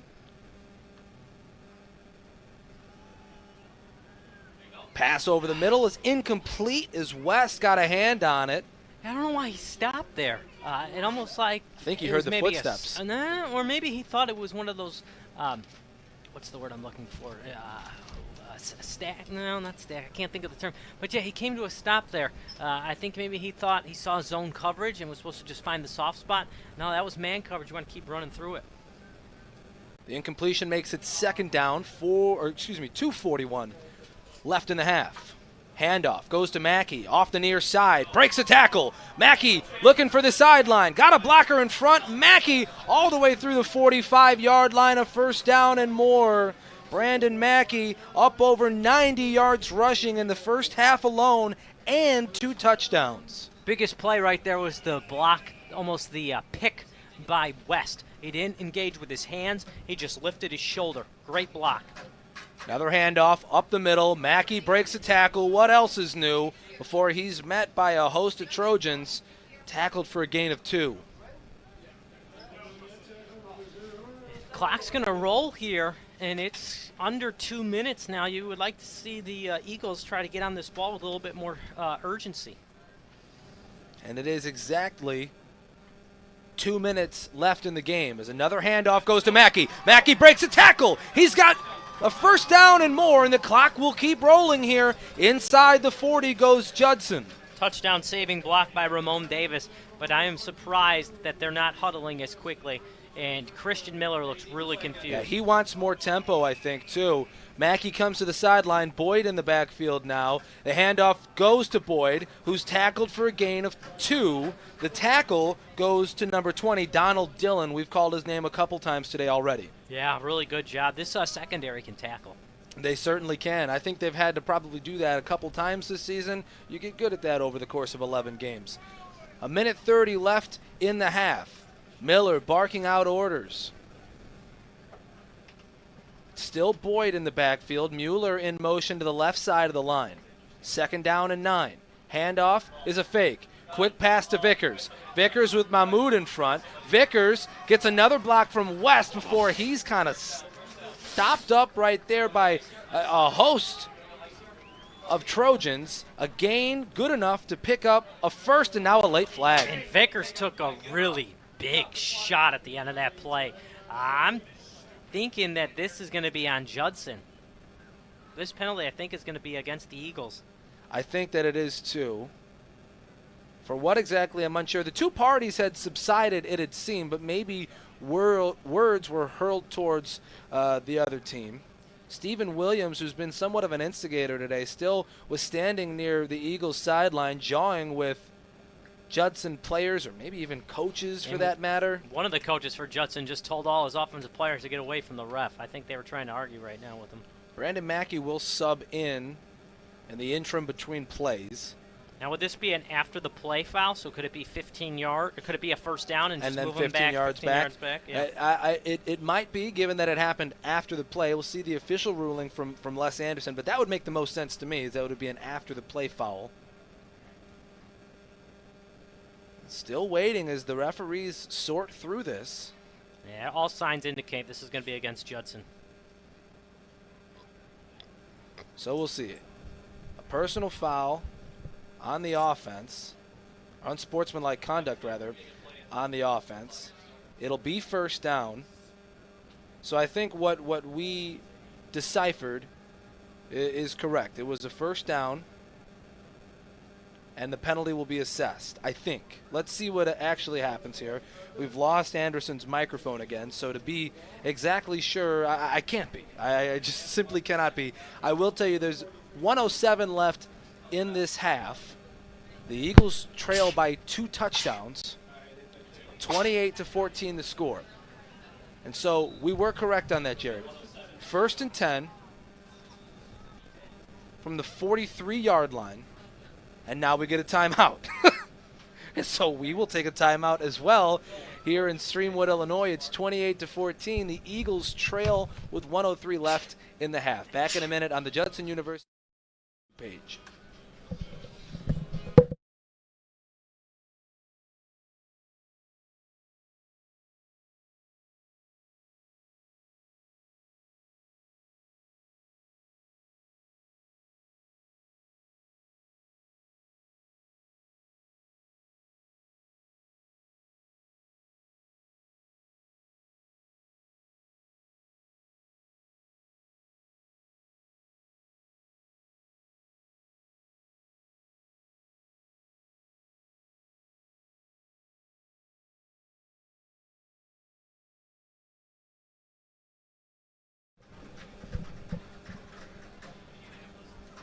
First down and 10 inside the Trojans' 45-yard line is where we're at coming back from break. The Eagles have marched quite a bit to start this drive, and now Christian Miller will take the snap and hand to Brandon Mackey. Mackey through the left side is tackled after a short game. Devin Aravalo comes up with the stop right there, and it's 2nd down and 8. Under a minute to play now. The Eagles are going to have to step up their tempo just a bit. Miller waiting for the official play call to come in. He's got it. Looks a little confused, though. Now he takes a snap. Looking at Vickers. Now is going to check down to Brandon Mackey. Mackey breaks a tackle or two, and he's going to get an extra push for a first down. Yeah. That's why you keep the big boys behind you. Yeah. But they've got to get back up to the ball here. The clock will stop briefly to reset the chains, but 29 seconds is where we're at. Good decision to spike that football. You've got time here to get into the end zone, but your probably best play is to set up for a field goal, and I think Romero is going to need at least inside the 15. That would be my goal as well for Romero, who hasn't kicked a field goal. As I'm racking through my memory, has not yet kicked a field goal from anything further than extra point land. So second down here and 10 after the snap. Stop the clock at 24.5 seconds. Miller with Vickers alone at the bottom of the formation. Mueller in the backfield as a blocker is in motion to the right side. Brandon Mackey in the backfield as well. Miller's going to drop back. Give to Avant Rowe on the near side. Rowe breaks a tackle. Rowe towards the sideline is going to be taken out of bounds. That will stop the clock at 14.5 seconds. Yeah, I'm surprised he didn't try to dart to the sideline earlier because he did not have the first down. If he doesn't get out of bounds, that clock is going to roll.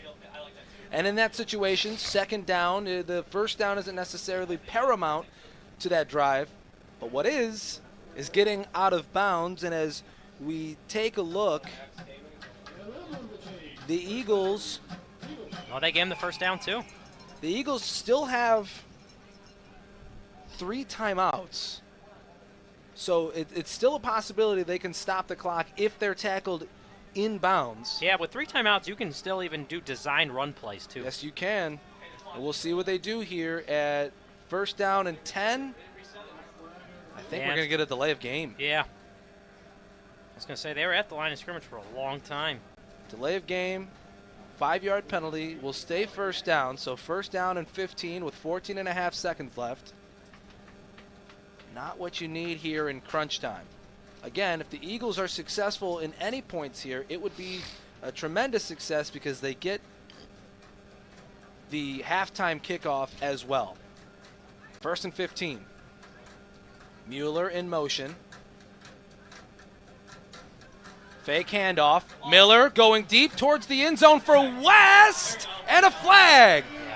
It's incomplete, but this will put the Eagles on the doorstep of a score with 9 seconds left. Yeah, nothing more you can say than a blatant PI. Jordan West, he didn't need to sell it. He was fighting inside for position, got dragged down to the ground, never had a chance to even make a play to jump for the football. The man in the coverage right there, I think that was Donald Dillon, who plays nickelback. The band? He plays nickelback in his headphones, but also plays nickelback defensively. Yes, Jared, you jumped the joke. And I love it. So 9 seconds left here. Waiting for the official ruling from Anderson, the head referee here for us today. And it is pass interference. So where does the ball put it? I would believe somewhere between the, I'm thinking about the 8-yard line. They're putting the ball at, I think, this looks like the 10. And again, you've got your timeouts. You've got 9 seconds. So you could do one designed run, but it'd be risky. And if you're going to do it, you should probably do it on first down. Well, and the defense knows that if you run it, all they have to do is kind of hold you up. You don't necessarily have to tackle somebody to the ground. They just kind of have to hold you up and hope that the clock runs out enough. So it's a little strategy as a tackler defensively, too. Miller coming to get just a little bit more explanation on what play they're running. This ball is going to be put, Jared, like you said, at the 8-yard line. Yeah, if you're Christian Miller, too, the last thing you want to do is scramble around and hold on to the ball for a while. Exactly. You almost want to have this be a one-read throw. 9 seconds left. Not there, throw it away. Miller takes it and rolls to the end zone. It's a touchdown. Jordan West on senior day gets his first touchdown of the season. Yeah, that's the good old Chad Henne play. Sprint right, Z out. That's what you saw there. Jordan West, tight alignment inside the hash mark. All he did was get vertical, come to the outside. Did an even better job of Christian Miller waiting patiently to create that separation. So a 2-minute drill is executed to perfection, and it gets a touchdown on the board. Manuel Romero with a chance to make this a one-touchdown game. Still a one-score game no matter what happens, as they're down only 8 right now. The PAT is blocked. The PAT catches a snag at the line, and so the score 28-20, 5.9 left in this half. They doubled blitz. They went 2 guys over the left tackle. So the third, that's 2 to the left of the center. And wow, they blew it up. That's a big block. It's a big block, and it makes it more challenging for the Eagles to tie this game up or take a lead. But we'll take a quick break and be right back with the ensuing kickoff. That will likely bring us to the end of the first half. So we're back in a minute. 28-20 the score. Eagles trail on the Judson University Athletics YouTube page. Well, LSU didn't win, but they didn't lose because they lost. Oh, I'll take it. Yeah, you get your money back.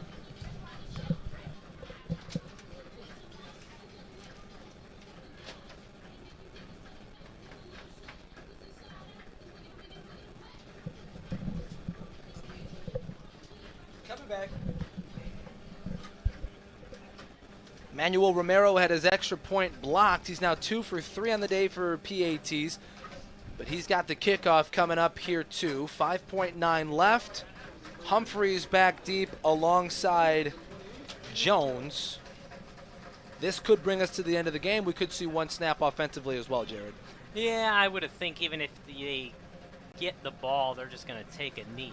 But I think if you're Judson, your goal was to be within 1 score, and Here you are. pending the next 5.9 seconds, that's going to be the case. Fielded by an up man, and there is a flag on the field here too. A pitch back to an actual returner in Cameron Jones, trying to come to the near sideline. He's slung to the ground, thrown down by David Dunbar. That was a big hit by Dunbar. That's a great way to go into the half. The flag is closer to where the kick happened. I think we're going to have an offside on the kickoff, as some of the Eagles are already headed to the locker room. We may need a re-kick here. And you saw that they were ready to go in and make their halftime adjustments. Oh, But it's just cold out, a too. tad, that's true. Just one play too soon. So it will be an offside on the kickoff, and we will need to redo the kickoff. Time has expired, so this will bring us to the end of the half. Whatever the result is of this play will be the conclusion of the first half. And it's either going to be 28-0. No, 28-20. 28, you're right. 28-20, you're right. I'm trying to pay attention to Anderson, tell you the score, tell you all the details. TIU declined the penalty, and so we're headed to halftime. And we'll be back in about 15 minutes or so with the resumption of play. 28-20 is the score, I promise, here at halftime from Streamwood, Illinois. The Eagles trail by 8. We're back after halftime on the Judson University Athletics YouTube page.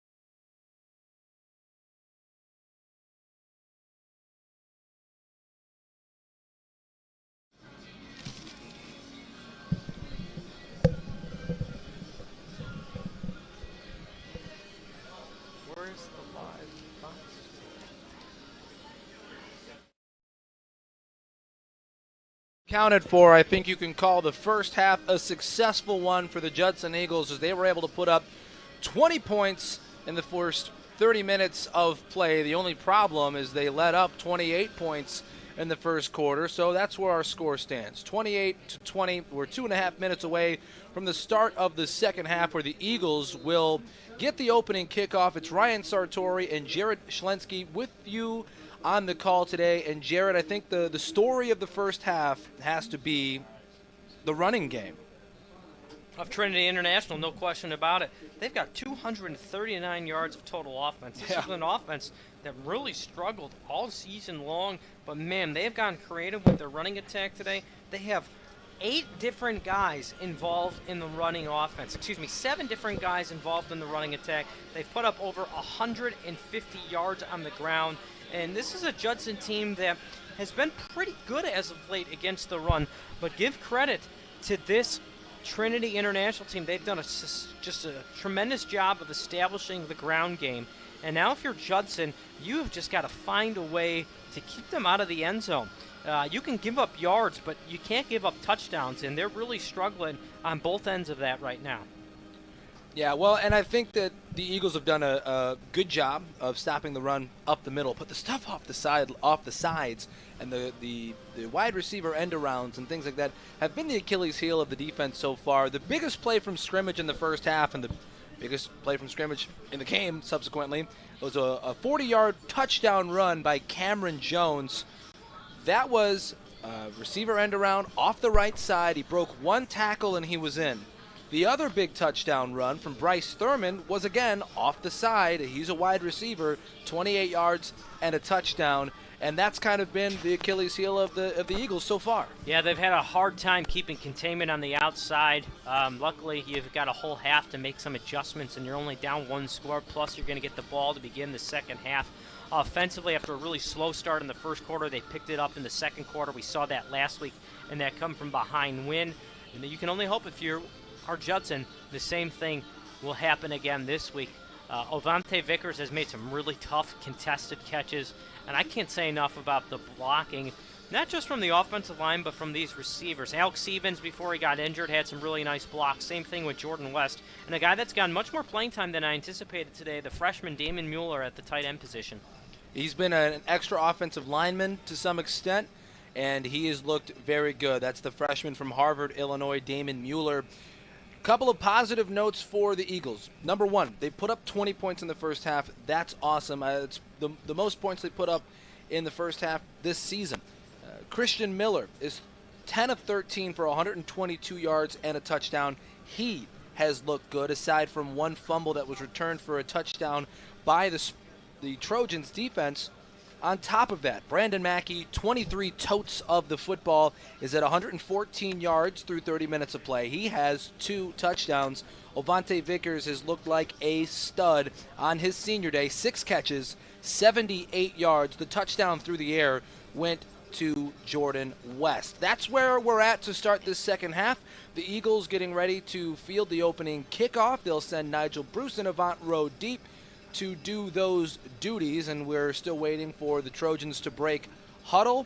What's one thing that you're looking at here in this second half that you think could give the Eagles a gigantic advantage? Going to have to find a way to slow down the run. It's as simple as that. If they can keep this running attack at a minimal, they'll be okay. If you're Trinity International, you're going to win the game if you continue to run the ball like you have. It's going to be that simple. It's going to be Judson's ability to stop the run versus Trinity International's ability to continue to run the ball. Whoever does a better job of that in the second half should be the winner in this game. So 28-20, in case you missed it, is the score right now. The Eagles trail by 8 points. And we are waiting on Cameron Outlaw to start play for us here. Once again, Nigel Bruce and Avant Rowe are back deep to receive the kick. This one kind of a short one. Bruce is going to have to field it, and does, and he's going to get hit hard at the 20. He's ridden to the ground at the 19, but this ball likely placed at the 20. The man there to make the first big hit was number 5. That's Lorenzo Blakeney. Yeah, it was a really good hit, too, and I'm just glad Nigel Bruce was able to come up because it almost looked like he took that hit with his head down. You never want to see that happen. Christian Miller, again, 10 of 13 on the day, 122 yards. Here he comes with his offense for the first drive of the second half. They closed out the first half with an 8-yard touchdown to Jordan West. The kickoff happened. That was the last play of the first half, and so we're seeing the offense now basically on consecutive drives. Can they score on consecutive drive? As the handoff is faked, now a pass goes out wide to Avant Rowe. Rowe is tackled at the 20. He goes nowhere. On 1st and 10, it'll be 2nd down and about 10. Really good job of team tackling, but Logan Shear's the difference there. I think they've caught on to this horizontal passing attack. Judson's pretty much established that those are the kinds of passes they want to do, which is essentially kind of like a run. And, well, I expect to see Judson maybe start trying to stretch the ball vertically. Avant Rowe limping off the field, though is able to come off under his own power. Under him on the depth chart is Quad Brown, who's got 1 catch for 3 yards on the season. So he now slots into that 4th receiver role that Avant Rowe has been playing in. The handoff goes to Mackey off the near side. Mackey finds the edge, breaks a tackle. He's close to another 1st down. It was 2nd down and it looked like 13, and he picks up probably 10 right there to make it close. Jared, he's already up over 120 yards rushing on the day. Yeah, what a difference Brandon Mackey has had over the last 2 weeks. The 2 players that made the difference on that run going from 10 yards to maybe only 5 yards, Mueller and Ovante Vickers. Those guys, I'm telling you, these receivers take great pride in their ability to block. And it's opened up the run game tremendously over the past 2 weeks as well. We've really seen them utilized in that role, but it's 3rd down and 3, and Miller's going to keep it. And it's blocked and intercepted. Tipped at the line by Jeremy Walton, intercepted by Jalen Norris. The big man, the freshman from Pensacola, Florida, intercepts it, returns it 5 yards, and automatically puts Mickle and company in a situation to extend their lead. Yeah. Not what you're looking for right there. We talked about how we thought Trinity International had kind of caught on to this horizontal passing attack, and well, we saw it there, and they read it perfectly. I'm not sure that's going to work here in the second half. They might have to get away from that. Yeah, they might have to start shooting it downfield, but the good thing is they've got an ex-receiver that can do it, and he can make some pretty crazy catches. We've seen that over the past 2 weeks. So the ball placed at the 17-yard line, and it's a fake handoff kept by Mickle, and he's going to get ridden out of bounds just before the 15-yard line by number 22. That's Caleb Williams. And Williams had an unnecessary shove there on Mickle when he was well out of bounds. He's lucky he didn't get flagged. We saw this game get a little bit chippy towards the end of the first half. And I talked about the ability to stop the run for Judson versus the ability of Trinity International's ability to continue to run the ball is going to be the difference. But the team that also can make the least amount of penalties, specifically dumb penalties, is probably going to win this game too. Mickle has been very good today for Trinity International. He's only 5 for 9, but he's got 90 yards and a touchdown. He's also rushed for 35 yards, and he's under center now as he hands off to Derek Lowe, who goes up the middle. Lowe still on his feet to the end zone for a touchdown, leaving a trail of broken tackles, and that is his first touchdown of the day. Yeah, and the single-handed reason that run was able to be as successful as it was, a really nice block by the left tackle by Trinity International. That was Anthony Nisakowski. Yeah. He made that hole happen, and Mickle was able to go outside, or inside, and then outside. And right now, again, Judson just continues to struggle against the run. So the Trojans able to turn turnovers into points, and the extra point is good. 35-20 is the score, and now a 15-point deficit is ahead of the Eagles when we come back. Keep it tuned to the Judson University Athletics YouTube page. 12:18 left in this one, in the third quarter, in this one. I think you got to put another guy on the line, You might or at least one more guy with his hand in the ground.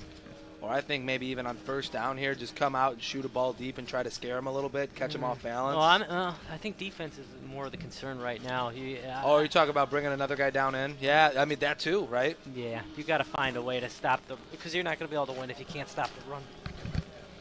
And they really haven't shown you an ability to shoot the ball, right? So,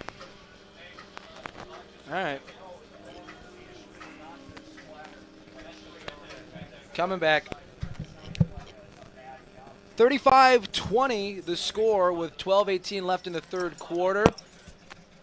Trojans able to take an interception by Jalen Norris the rest of the way. It was only 17 yards or so that they needed to pick up, but they did so emphatically as Derek Lowe crossed the goal line for his first touchdown of the day and his 5th rushing touchdown of the season. And here is Outlaw to get us started. Nigel Bruce is going to let it go through the end zone, but almost let it touch him. It is a touchback. And so here comes the offense again. Yeah, right now, the biggest difference in this game was the same thing we said at halftime. Trinity International's ability to run the ball, Judson's inability to stop the run, and it looks like not much has changed here, at least at the start of the second half. Being down 2 scores isn't the concern. A defensive adjustment is going to have to be made, and it's probably going to have to be made on the defensive line. You might need to tighten your splits or possibly put one more guy on the line of scrimmage. All things in the realm of possibility. See what Patton Fitzpatrick dials up, the defensive coordinator for the Eagles, their next time on the field. But for now, it's 1st and 10 for Judson's offense. Christian Miller takes and hands, and here's Mackey breaking a tackle and dazzling as he rumbles through a defender. Brandon Mackey throwing out the truck stick there, went right through Donald Dillon. He didn't try to go around him, he went through him. And again, Mueller, if someone deserves a game ball, it's Mueller. He has had some excellent blocks today. And certainly, I love that we're mentioning him as much as we are because those guys typically don't get the love they deserve. But for right now, we're going to take a quick break after a 18-yard run by Brandon Mackey. There is an injury on the field, and so with 12-11, we take a quick break right here on the Judson University Athletics YouTube page.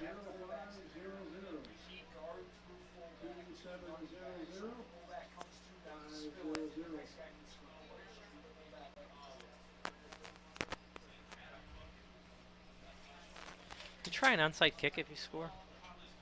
Too early? I think it's probably a little early, right? Certainly, it's in the playbook, right? It's all in the realm of possibility. I would think it's probably too early, but that's also why you would do it, right? Because they're not thinking about it. But you know, Romero's a new kicker. Is he going to be able to execute a good onside? Yeah, you know? That's a good point too. First down and 10 after Brandon Mackey's big 18-yard run puts him up over 142 yards on the day. First down, and Miller hands off to the beast once more, trying to break a tackle, will not hear. The tackle goes to Jalen Norris. He's in there for a TFL, his 2nd on the day, 7th for the season for the 270-pound freshman from Pensacola who also has an interception. Now a little tempo as Mackey goes off the right side. He's tackled at the original line of scrimmage on 1st down, on 2nd down, and the tackle goes to number 45, R.J. Wallace. I'll tell you what, Mackey missed the hole. You haven't seen that too often. Down 2 scores, 28 or 35-20. He missed the hole there. Instead of going inside there, he should have gone off tackle to the right. Not something he typically does, missing the hole.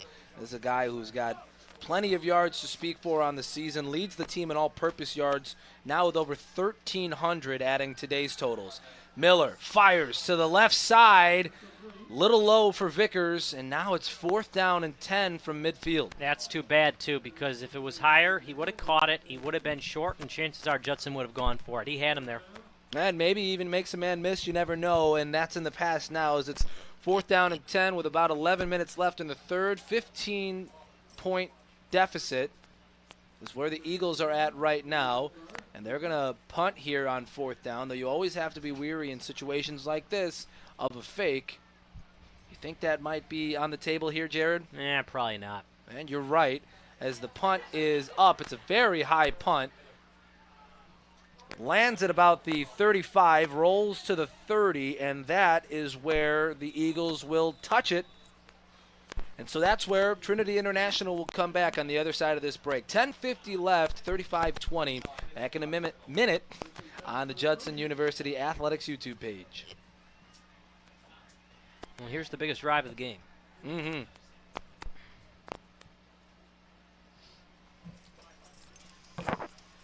What should I pick up to eat on my way home? What is on the way home? And we're back for the ensuing drive here for the Trojans offense. Mickle hands off to Acosta on the left side, tackled immediately at the 30.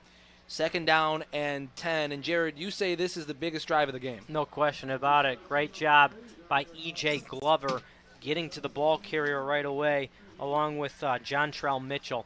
You can't afford to go down 3 scores. This Trinity International team, if they can go up 3 scores, it might be just too little too late. Judson might not have enough time. That could be entirely true. Again, Judson right now, the only thing that they really have working for them is their run game, and that eats clock as you use it. So got to be stiff here on defense. As the handoff goes up the middle, Acosta again is met, picks up some extra yards by keeping those feet moving, but tackled after a gain of 5. It'll be 3rd down and 5. And you notice, I'm sure you noticed the fake jet motion there as you see the receiver come around. You got to be aware of that now here on 3rd down, because they have had 2 touchdowns off the jet sweep, or the end around, however you want to phrase it. The wide receivers running the football have made things very challenging on this Judson defense today. A big 3rd down here for the Eagles defense. Mickle with a man to his left. Have to assume that's Derek Lowe. It's actually Acosta. Fake the handoff. Goes to Jones on the far side. Makes a man miss. There he goes. Cameron Jones is going to take it the distance for a touchdown. That's a backbreaker, Jared. That one Cameron hurts. Jones is fast. And when I say fast, I mean real fast. He's so fast, he makes fast people look slow. He made Mitrell's Rawls miss, and then no chance. Great game plan by this offensive staff from Trinity International, getting the ball in their playmakers' hands. Well, and when you're able to run the ball efficiently, you bring guys down into the box, and when you do that, a screen pass is sometimes the thing that breaks it. I think that's exactly what they set up there. They ran it perfectly, and it goes for a 64-yard touchdown to Cameron Jones, who's got 89 yards on the day, and now the TD, and Outlaw looking to make it 42-20, and does. 42-20 is the score, 9:17 left. The Eagles are in a precarious situation, but certainly have plenty of time to work their way back into this game. We'll see what happens on the next drive when we come back on the other side of this break. You're listening to the Judson University Athletics YouTube page.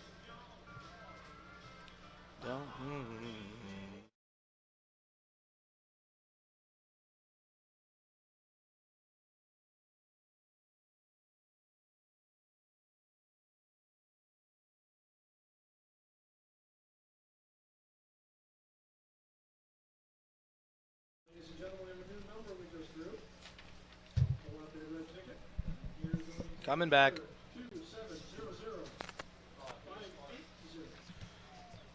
Jared, I don't know that you could run a much better screen than what Trinity International was able to do on that last touchdown play as Mickle and Cameron Jones hook up for 64 yards and 6 points.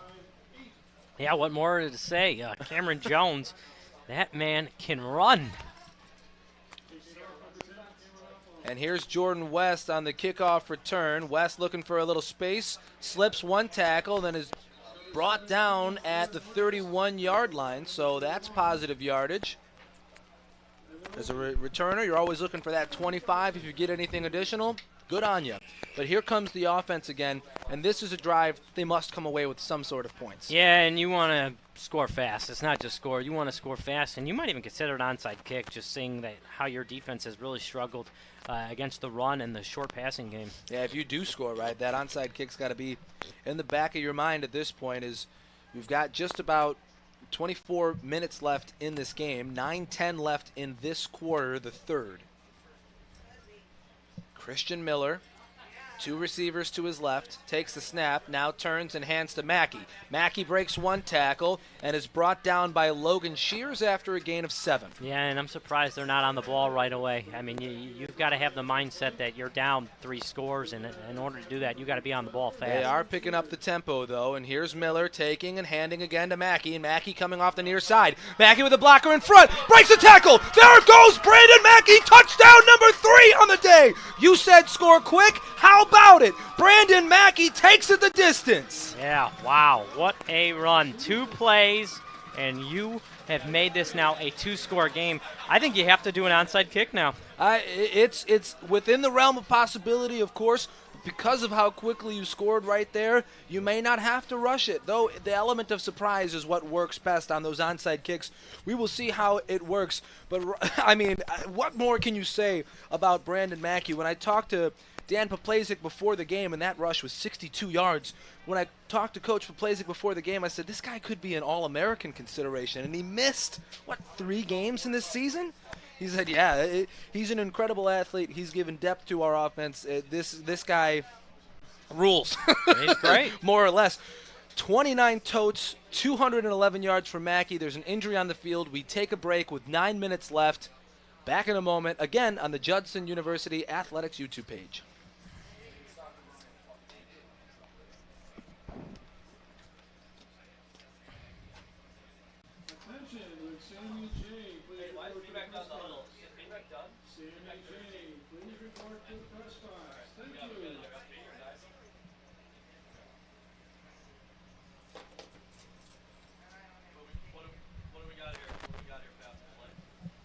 I think they're going for 2. I think they are as well.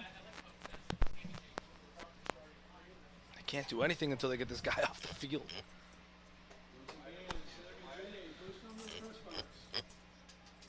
And it looks like, Jared, they might be going for 2 here, though Brandon Mackey is on the bench here on the sideline, so it's going to be a different running back. I think Sharon Boyd steps in, still waiting for the injured Trojan, Lorenzo Blakeney, to make his way off the field, and he's lumbering a bit. They're about the 30-yard line, but he's walking off under his own power, which is a good thing. Yeah, glad to see him get off the field. It looks like he'll be able to maybe even return. We'll have to see.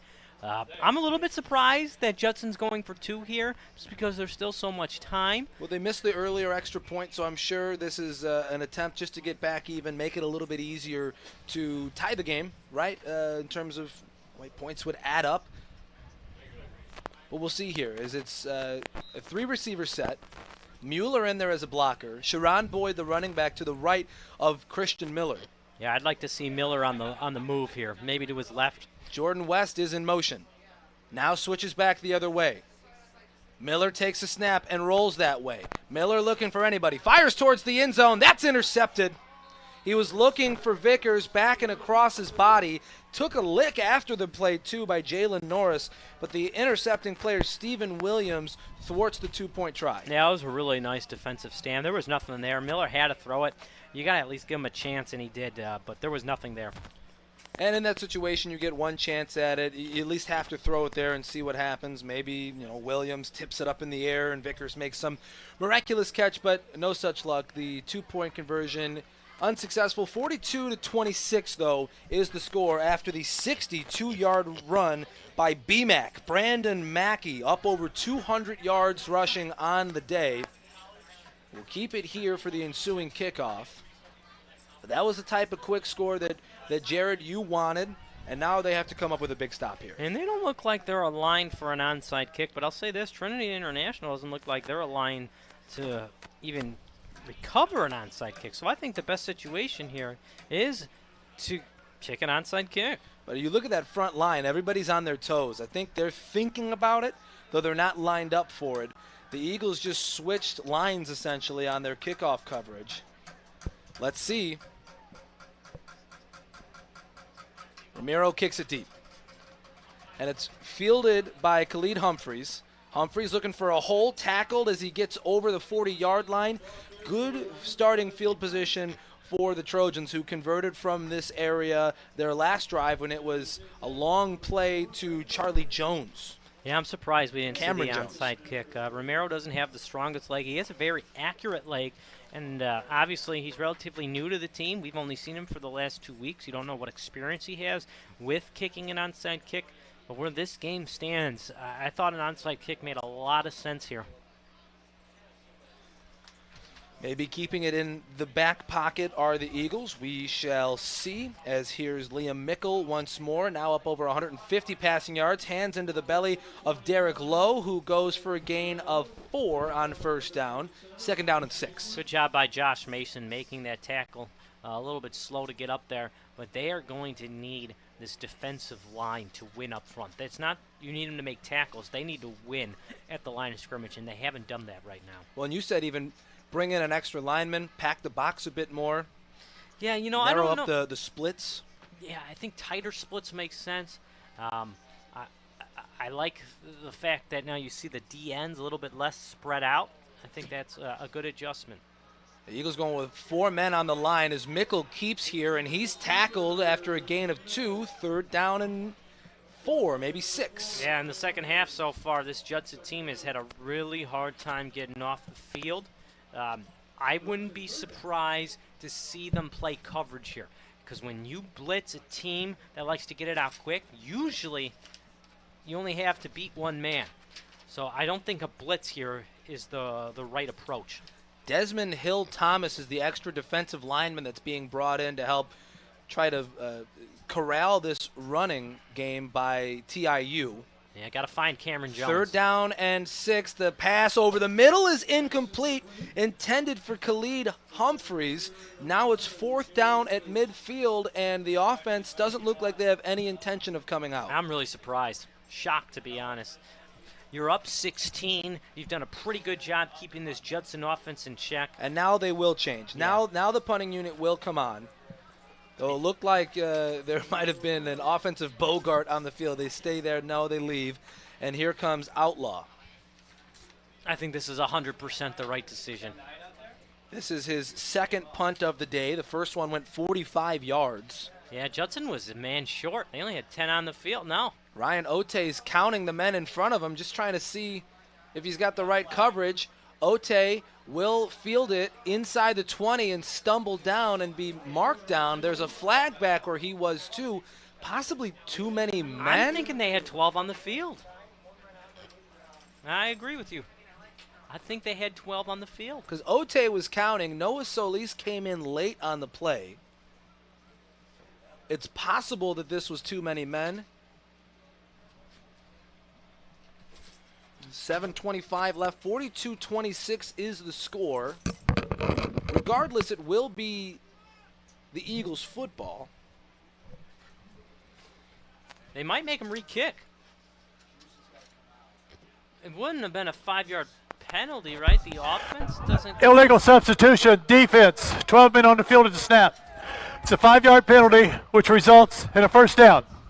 Oh, I lied. It is an automatic first down for TIU after the too many men on the field. An illegal substitution. Oh, That that is a backbreaker right there. Yeah. Yeah, no, that's tough. And so it'll bring Liam Mickle and crew back out after they were bottled up and couldn't pick up a first down. Well, that's Judson's got to come back out. You almost would rather have had one less man on the field. First down and 10, inside Judson territory is where the Trojans come back to work. They're talking about this, though, right now. I'm not convinced.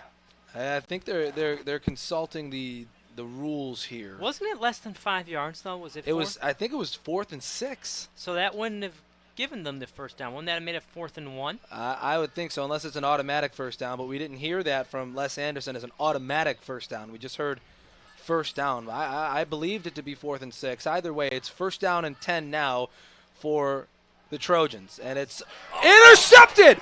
Intercepted! He almost dropped it, too. Almost. E.J. Glover. He Is tried to that run Glover without or- the ball too fast. Or Mitchell. Yeah, those numbers look a lot alike. Jontrell Mitchell, I think, is the interceptor on his senior day. He comes up with a gigantic stop. What we thought was heartbreak turns into jubilation. Yeah, and even better field position. I'm really surprised they threw the football there. Shocked. One of those RPOs. It was just one of those RPOs. They like to run one of those tricky defenses, and Jontrell Mitchell came up with tricky coverage and sticky hands, and now headed the other way are the Eagles on offense. First down and 10 on the 42. Handoff to Mackey. He's the bell cow. Mackey off the left side. A chance for another big run. There goes Mackey. Touchdown number 4. You got to go for 2 again. We saw at the end of the first half, sprint right, Z out. Might want to go to that here. You have to go for 2. You certainly do. But now we talked about how time would play a factor here. In 2 minutes of game time, the Eagles have scored 2 touchdowns. Mm-hmm. It was 9 minutes left. There was the 62-yard run, and now Mackey does it again and runs another one. 7:09 is what's left, and the Eagles only trail by 10. They should go for 2 here, you're right, but time is a little bit more on your side now as you begin to battle out of the deficit. Miller under center. Sends Vickers out wide. Takes the snap. Pitch out wide to Mackey, who's met. And Mackey still churning towards the goal line. He's in. 2-point conversion good. He was met almost immediately by Jeremy Walton. Bounced off him. Kept stumbling backwards into the end zone. 42-34 is the score with 7:09 left in the third. Jared, we've got a different looking ball game now as we head to break on the Judson University Athletics YouTube page. Or we might actually even keep it here. I see laundry on the field now. There is a flag on the field. The helmet of Tyler Silverstrand, who's standing out there, was covering it up from my view. So actually we keep it here. And they're discussing it at the goal line. I'm pretty sure it's still going to stand. I think the 2 points still stands. During the try, we had 76 helping the runner on the offense. He was in front of him and pulled him across the goal line. It's a 5-yard penalty. Replay the try. I don't think I've ever heard that.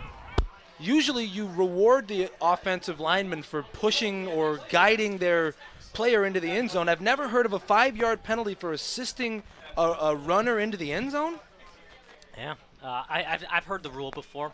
I thought it was only on the quarterback. You saw in the Notre Dame USC when Leinart pushed Bush in. Oh, that yeah. was the Bush push. Or I'm sorry, when the Bush push. When Bush pushed Leinart in. I thought that was the only time it was illegal. Please reset the home clock to 30 points. Take 2 points off for the try. Well, you still have to go for 2. Yeah, well, and now they're asking for an additional 2 points taken off the clock. 42-32 is the correct score without the additional 2 points taken off. They're going to keep the offense on the field to try the 2-point conversion once more, this time from 5 yards deeper.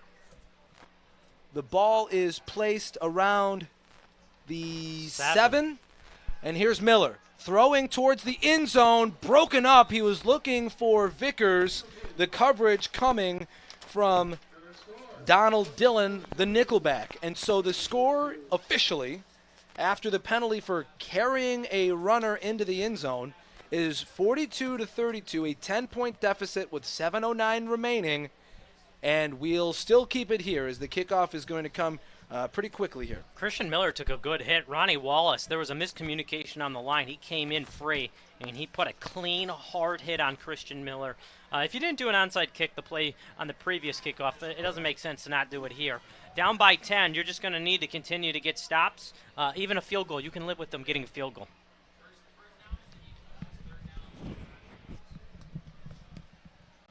So waiting for the kickoff here. I'll let you know, Brandon Mackey is having a career day. 30 carries of the ball, 271 yards to his name so far. Oh, yeah, and 4 touchdowns, too.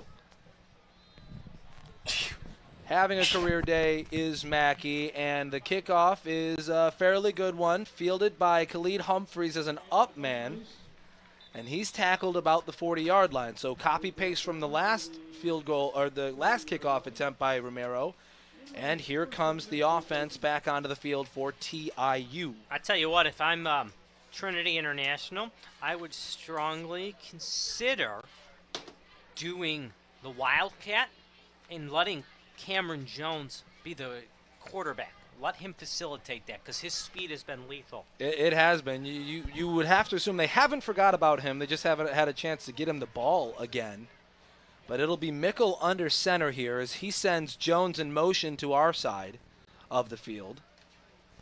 Now sends him back the other way. And the handoff goes to Cameron Jones. And he looks to be bottled up in the backfield. He's going to get ridden to the ground by Bryce Heary, and we hear ball exclaimed here in the press box. I think they ruled him down by contact. They did. So it officially goes as a gain of 3 for Cameron Jones. But now, when number 9 in white gets the football, you clench up a little bit because of everything he's been able to do with the football in his hands today. That time, though, bottled up for a short gain of 3. Second down and 7 with 6.5 remaining in the third quarter. 10-point deficit for the Eagles is the score, 42-32. Handoff goes to Lowe. Lowe is tackled after a gain of 2. Big stop there by Jontrell Mitchell. Yeah, Heary slowed down the ball carrier. Mitchell finished the tackle. Team tackling. They've made an adjustment, and I think the adjustment has been tightening those splits on the front line. This defensive line got mauled in the first half, and even the beginning of the second half. Just a little difference of where they're aligning the defensive linemen up has been essential here. Under 6 minutes to go in the third. Third down and 5. Eagles packing the box. Now they drop back in coverage. It's a screen pass underneath to Derek Lowe, and Chance Krajine, the anchor of this defense, comes up, makes a huge stop. It's 4th down and 4, and this will force a punt from TIU. Yeah, and you better keep your defense on the field here. I'm not convinced they're punting this ball away. And you can see they are they are not set up right. It looks like they got some special teamers out and some defense. Pandemonium here in the press box as they try to get the right personnel out there for this 4th down and 4 punt. Well, they had no one on Cameron Reese. Outlaw will get the punt off. It's blocked partially. I thought it actually got a piece of a Judson defender, but you can on a block. So either way, that's what you can live with that. You just want to make sure you get the ball back. And the ball down to the 26. So here comes Christian Miller and co., who in the past 2 plays, maybe 3 plays, have scored 2 touchdowns. And it's been all by the fleet-footedness of Brandon Mackey, who's got 2 touchdowns. He basically scored 2 touchdowns in about 2 game minutes. Separated apart, 2 60-plus yard runs. The guy's on a tear today and is making his statement for being an NAIA All-American consideration. 30 touches, 271, and 4 TDs. He might need the oxygen tank soon. He's probably a little tired.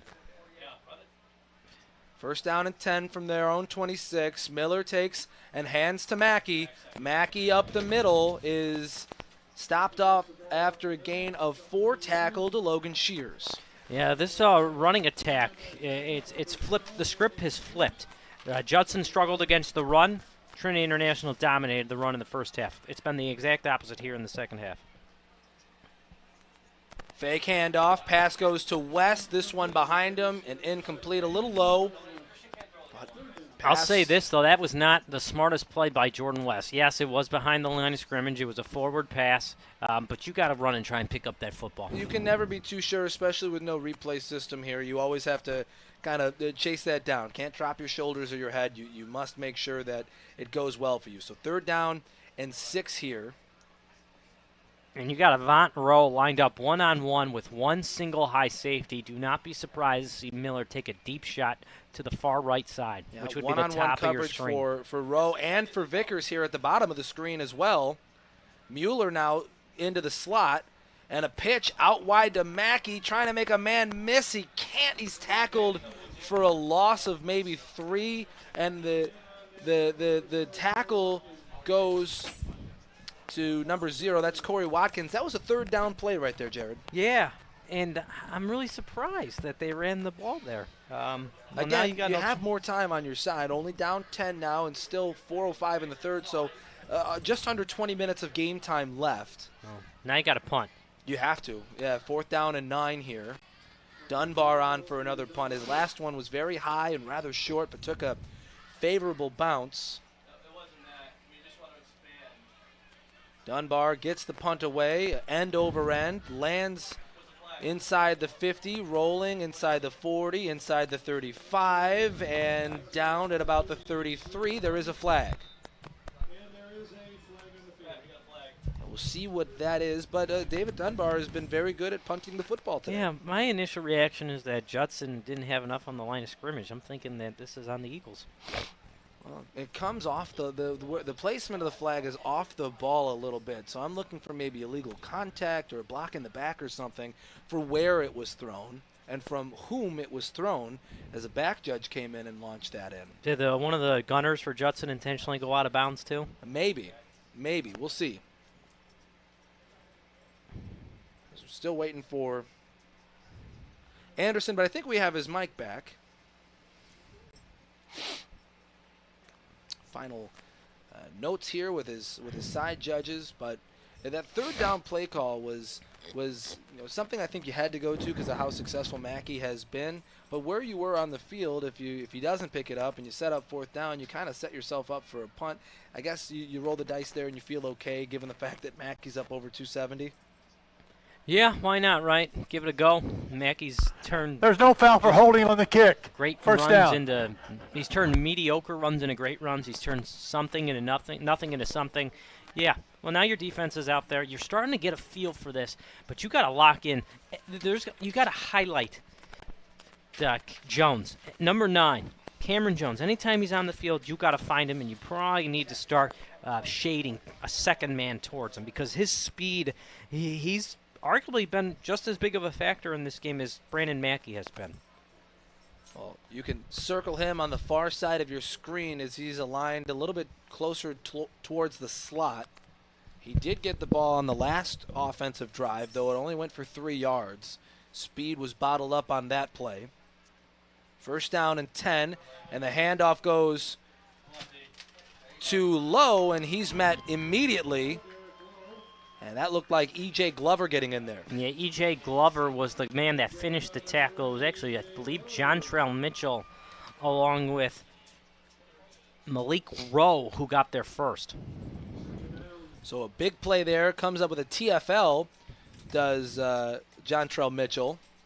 He leads the team in tackles for loss. Mitchell playing on his senior day. Interception to his name already. Jontrell Mitchell has had a gigantic impact on this game along with 4 tackles. So now 2nd and 11. Yeah, it looks like Judson's going to blitz, and I'm really surprised. They show blitz. They are blitzing. A pass goes to Lowe, and he's tackled after a gain of 5, making it 3rd down and long-ish. You can live with that if you're the Judson defense, and if you're Mickle, good job of just finding the running back on the wheel out of the backfield. This is a huge 3rd down, and I'm really surprised that Trinity has been so conservative. We've seen Judson be the aggressor, especially on 4th down, all season long. It seems like Trinity International is more comfortable punting the football. Still too early to play the clock game where you let the play clock go down and focus on staying in bounds and running the ball. I would expect a pass here. Well, we'll see what happens. 3rd down and about 6. Man in motion is Javier Acosta. Deep pass down the sideline, out of play, incomplete. Bryce Thurman, the intended receiver. The man in coverage, Caleb Williams. Great job and Ryan Ote. Ryan Ote used the sideline as a defender. He knew that if that ball was going to be caught, he had no chance of keeping his feet in bounds, didn't make contact, put his butt to the sideline. Really good defensive technique there. So it brings up 4th down. Outlaws coming out. Trojans forced to punt. Under 2 minutes left. Exactly 1:57 left in the 3rd. And the Eagles trail by just 10 points. They're trying to climb back into this game. They have not led yet. And the punt is a line drive fielded by Ote at the 30. Ote makes one move and is brought down at the 34-yard line. I would like to have seen Ote not cut that ball and try to keep stretching that to the right. I think he had an opportunity to pick up a couple more yards. Well, those line drive kicks with low hang time are the ones that you can typically capitalize on. But still gets positive yardage on the return, and he hands the ball back to the offense, which has been rather successful. 2 of the last 3 drives have ended in a touchdown. Their last time out was a punt. I'll tell you what, though, this defense has come a long way from the first half. Even, you could say, in the back end of this quarter, the defensive alignment of their defensive ends, I think, has been essential.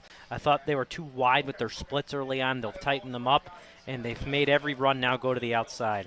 Miller on first down. Hands to Mackey off the right side. Mackey maybe gets back to the line of scrimmage. You know what we haven't seen that I expect to see on this drive? Read option, quarterback pulls and keeps. Miller had an opportunity there to pull that thing for about 30 yards. And it might be what they're setting up, right? Mackey's been such eye candy for the defense. They want to follow him.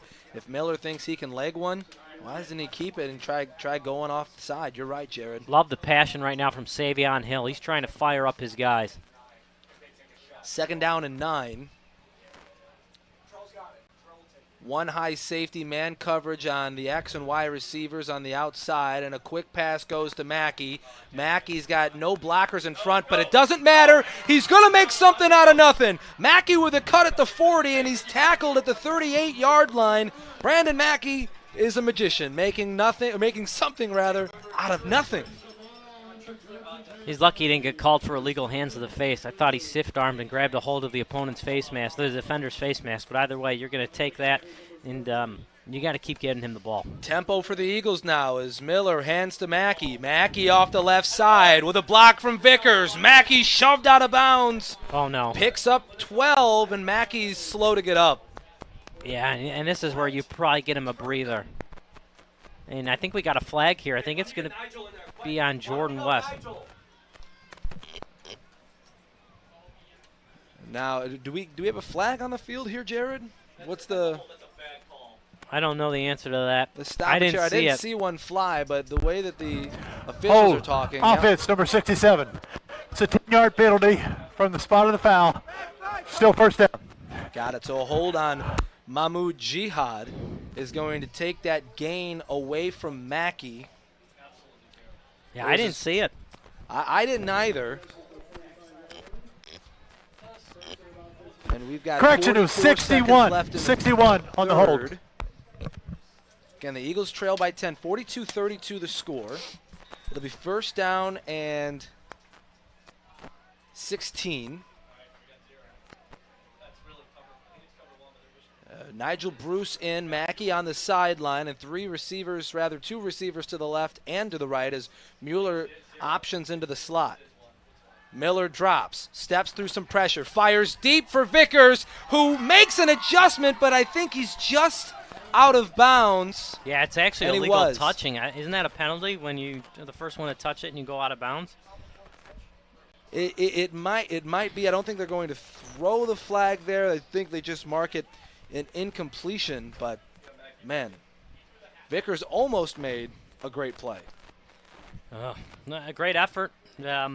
Sideline can be your defender. Yeah, now they will throw the flag, so they will call illegal touching there. I don't know. Judson's clapping like it's pass interference. I don't think so. I think this is on the Eagles.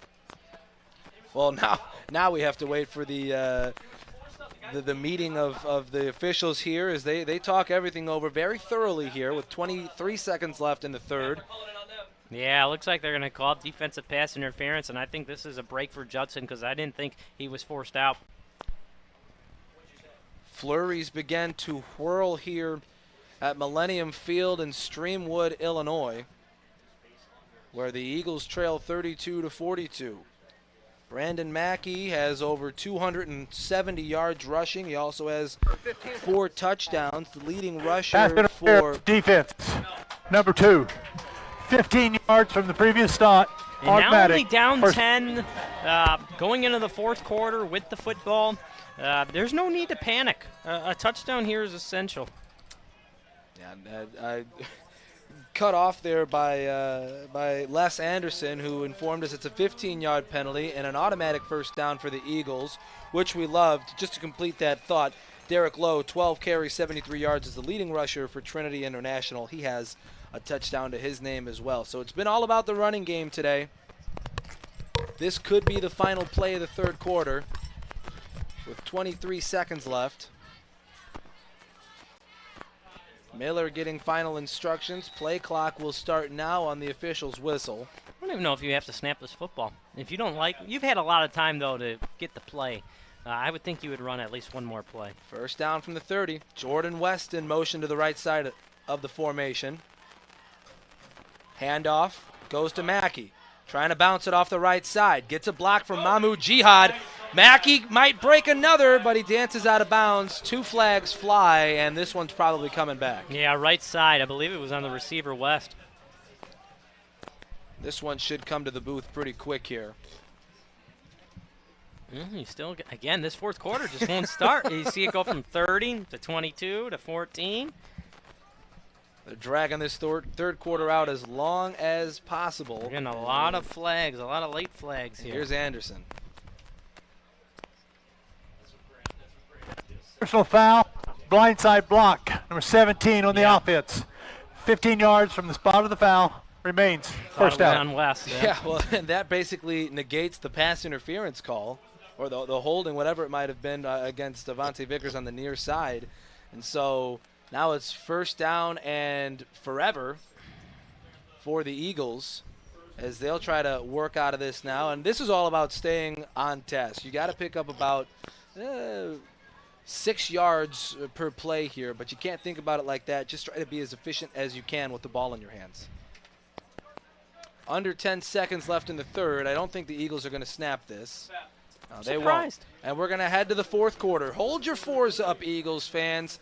The Eagles trail by 10 to the visiting Trinity International Trojans, 42-32 as we enter the final 15 minutes of play when we come back on the Judson University Athletics YouTube page.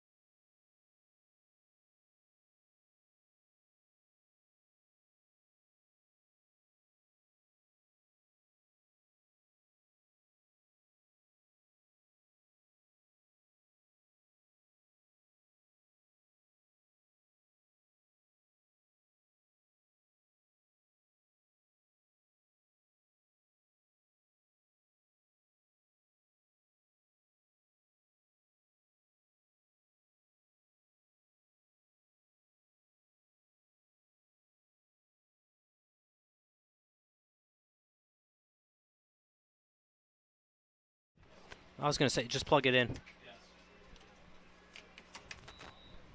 We back? Hello? Yes. Okay, cool.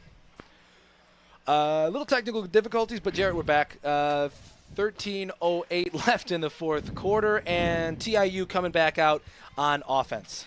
Yeah, that's a backbreaker there. Not to get points on that drive, that really hurts, especially with the penalties you had, and then you still were moving the football. Handoff goes to Lowe, bottled up after a gain of 2 and shoved back into the backfield. Ball comes out, but I think the play was whistled dead, so that won't matter. Mickle was just lucky to get that ball off. He actually ran into his fullback when he tried to hand off the ball. So it'll be 2nd down and 8. And those fullbacks are big dudes. Jordan Harris, who's listed as the starting fullback, is 5'9", 255. The other, David Pipes, is 5'8", 220. So 2 big guys, and they can certainly throw you off your line of travel if they hit you. Khalid Humphreys in motion. Here's Mickle over the middle to Humphreys, who breaks 1 tackle, then is gang tackled around the 30. Haven't really seen Cameron Jones get any touches. I wouldn't be surprised if they do an end around here. We've seen that go for 2 touchdowns today. Might make sense. Maybe even have an end around pass here just to get a little creative. You need that little bit of yardage here. It's 3rd and 3, and they've seen the screen pass for Jones work a couple times. He could be the target guy here. We'll have to see. Watch for number 9 in white once the Trojans break huddle. Yeah, I'd be careful of a trick play here. I think this is now the best time for Trinity International to pull out a trick play. Jones is in the slot on the top side of the formation. Derek Lowe in the backfield. The handoff goes to Lowe. He's battling for that first down. He's short. Mark, I think, no, they're going to give it to him. They're going to give it to him. I thought initially he was short. That second push may have gotten it. They gave him the extra yard, and so a fresh set for a first down near the 35-yard line. Well, you have time.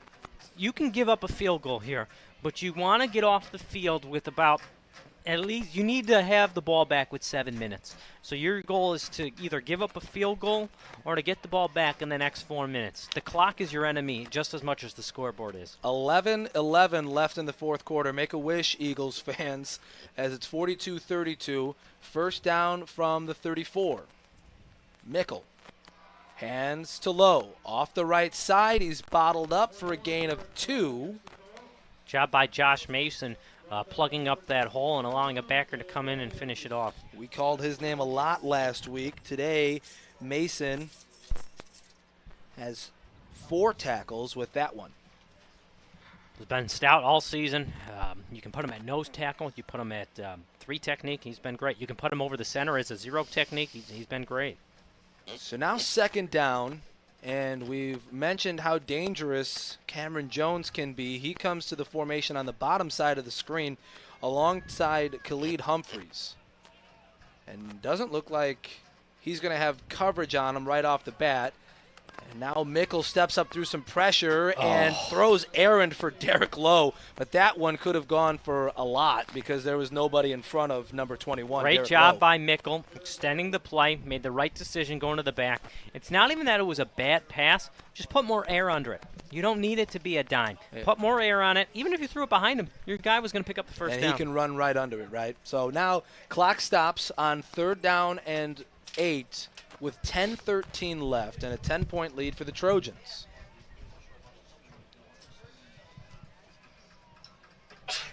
Mickle with 2 receivers high, 2 receivers low. Cameron Jones on the low side of the formation. He's got Derek Lowe in the backfield with him.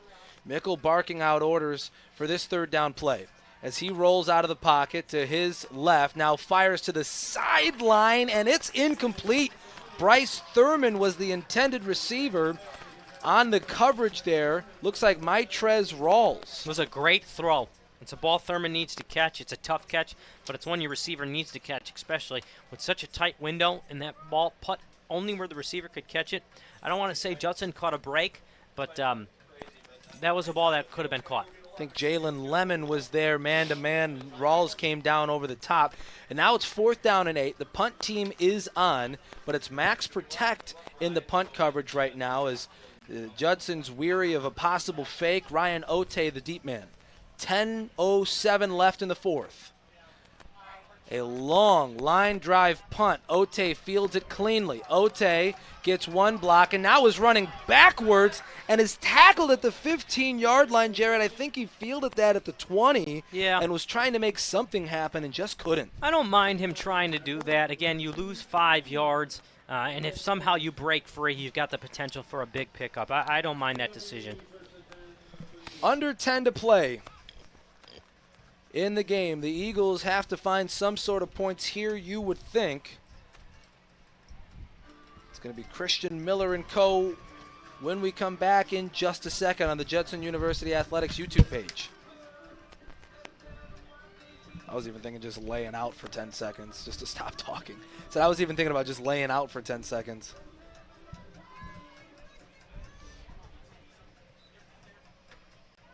Here is the aforementioned Christian Miller.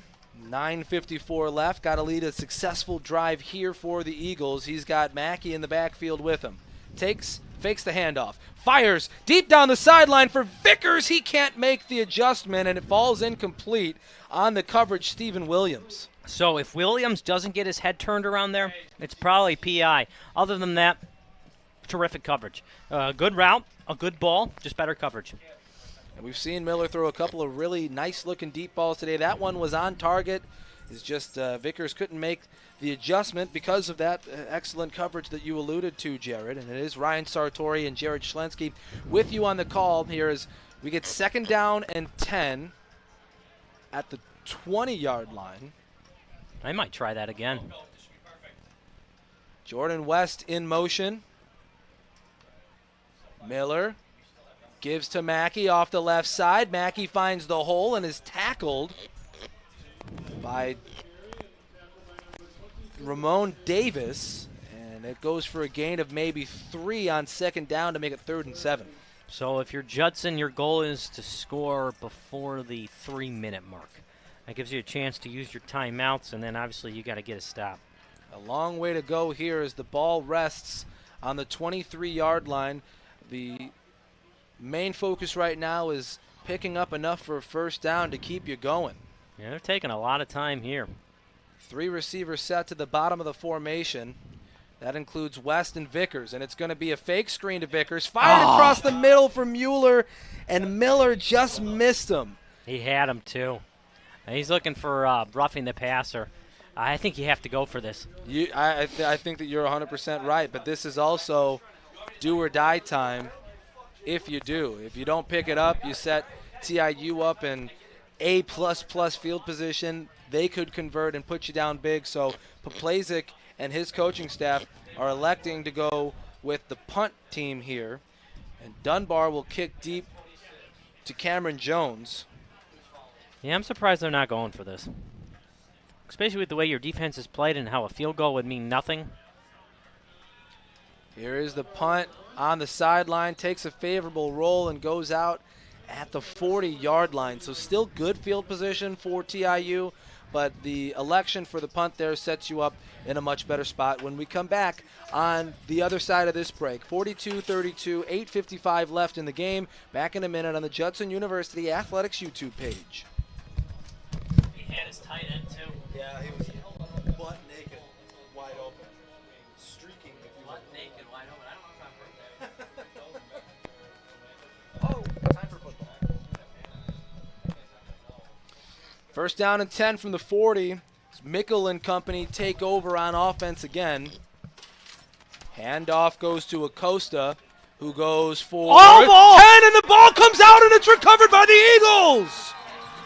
Oh, helmet to the football. That usually always sends the football to the ground, and it's Ryan Ote picking up the loose football, and here comes Miller and co. Oh, boy, he had 9 yards. A great run. All you got to do is protect the ball. And it's one of those situations where how can you protect the football from a helmet coming in at who knows how fast, right? That's a tough break for Acosta, but a great break for the Eagles, who now with 8:48 left have much better field position. They move up the field essentially 30 yards on what was one play for TIU. They're at the 45. And the handoff goes to Mackey, looking for the edge, and he won't find it. That is a tough tackle from Stephen Williams, who had Mackey up around the helmet area. I think we're going to get tripping. It sure looked like he used his leg to bring him down. I don't know that we have a... Maybe. Oh, I see it now through the people. I see the flag. I think we might get tripping.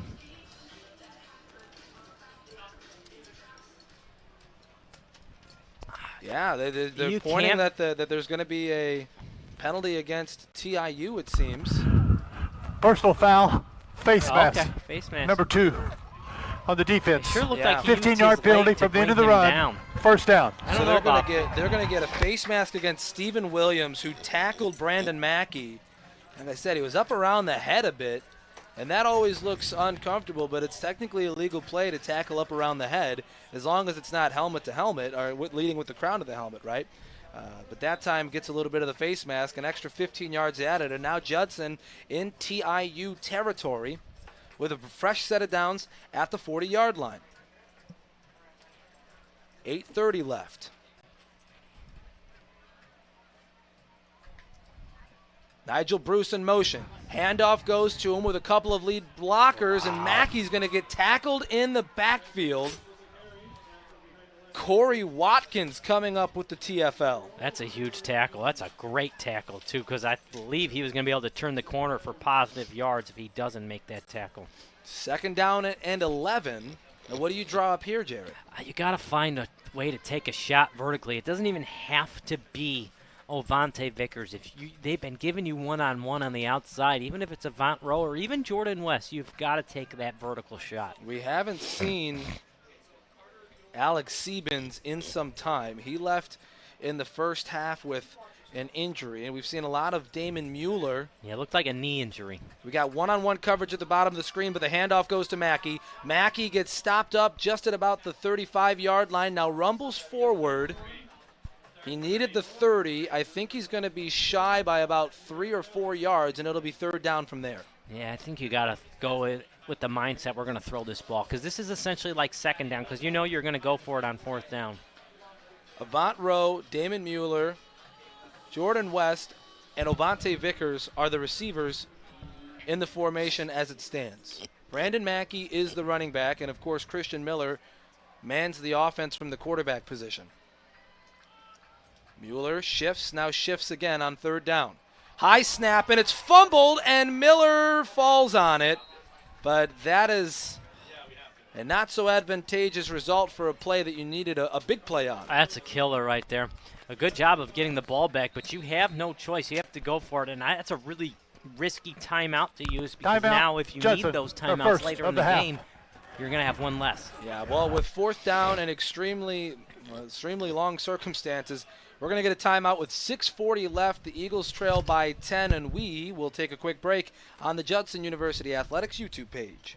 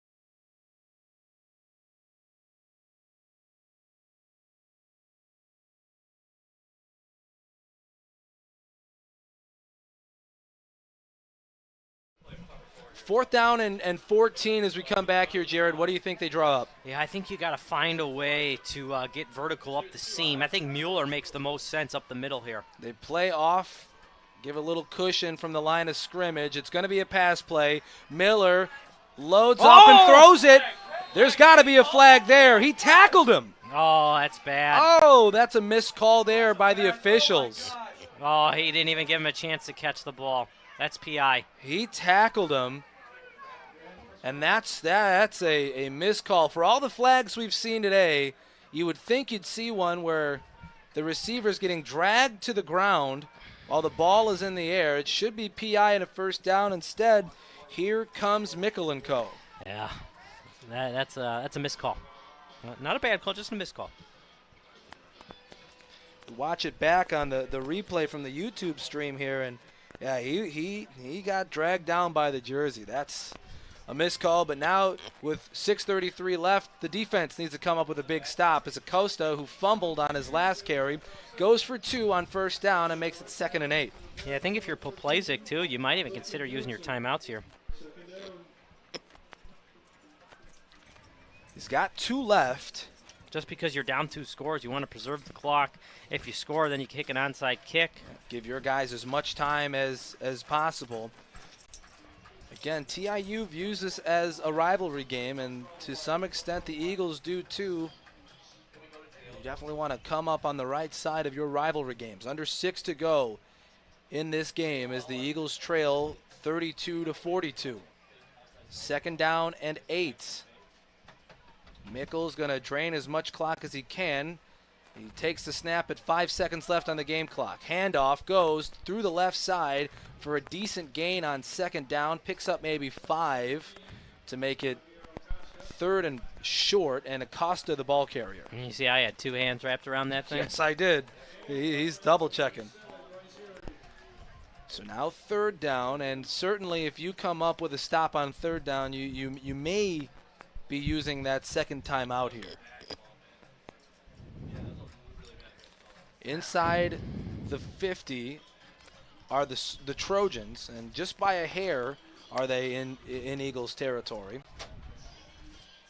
Everybody kind of hanging out on the edge of their seat here in at Millennium Field. And now Acosta goes through the left side, and that's a first down. He needed the 46. He gets to the 45.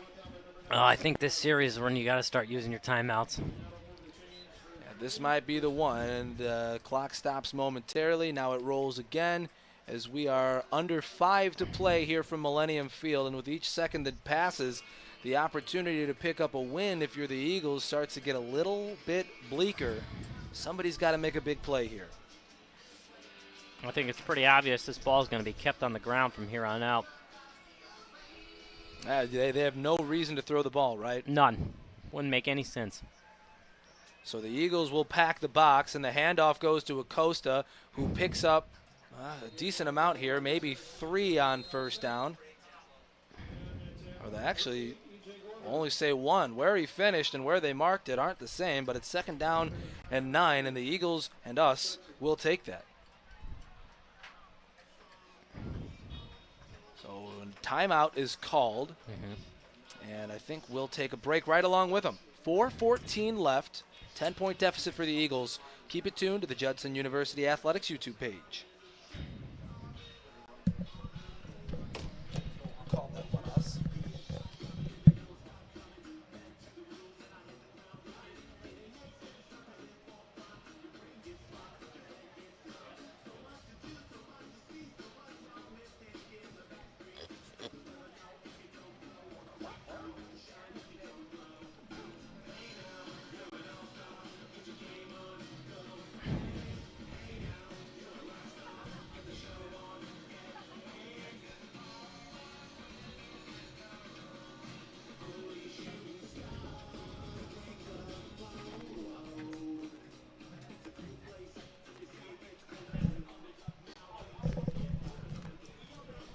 Coming back.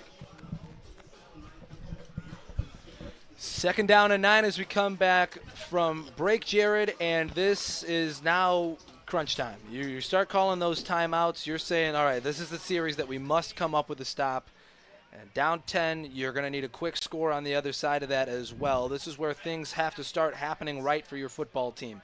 2nd down, and the handoff goes to Acosta through the right side. Acosta breaks a tackle, and now met just before the 35 where he's tackled, and it'll be 3rd down and short. 3rd down and maybe 2 here. Yeah, I wouldn't use the timeout here just because if you get the first down, then you essentially wasted one timeout. Yeah. I think you have to wait and see what happens here. But it makes no sense not to snap this ball before less than 3 seconds on the play clock. Short yardage here, and I have to tell you, I'm surprised we haven't seen Derek Lowe on the field. I have to assume that maybe he's out with some sort of injury bug, and we hope he's okay. But Acosta now has a fullback in front of him in Jordan Harris. Quarterback sneak wouldn't be a bad idea here. 3rd down and short. Handoff goes to the fullback who plows his way through. Did he get enough? I think he did. It's close, but I think he got it. They're going to mark him short for now. He needed just past.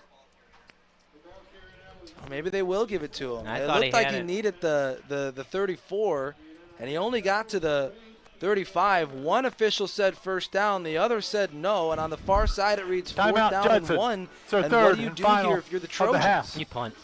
I mean, you could say, well, we could go for it, and if we don't get it, it wouldn't be that big a deal because they don't have to go. The punt probably might not make a difference of 20 yards or so, but why risk it? I think you punt the ball. We'll see. The stoppage and play here comes on behalf of, I would assume, Judson, and this would be their final timeout if that's true. But let's take a quick break and come right back on the other side of this on the Judson University Athletics YouTube page. One guy said the group chat's better than the broadcast.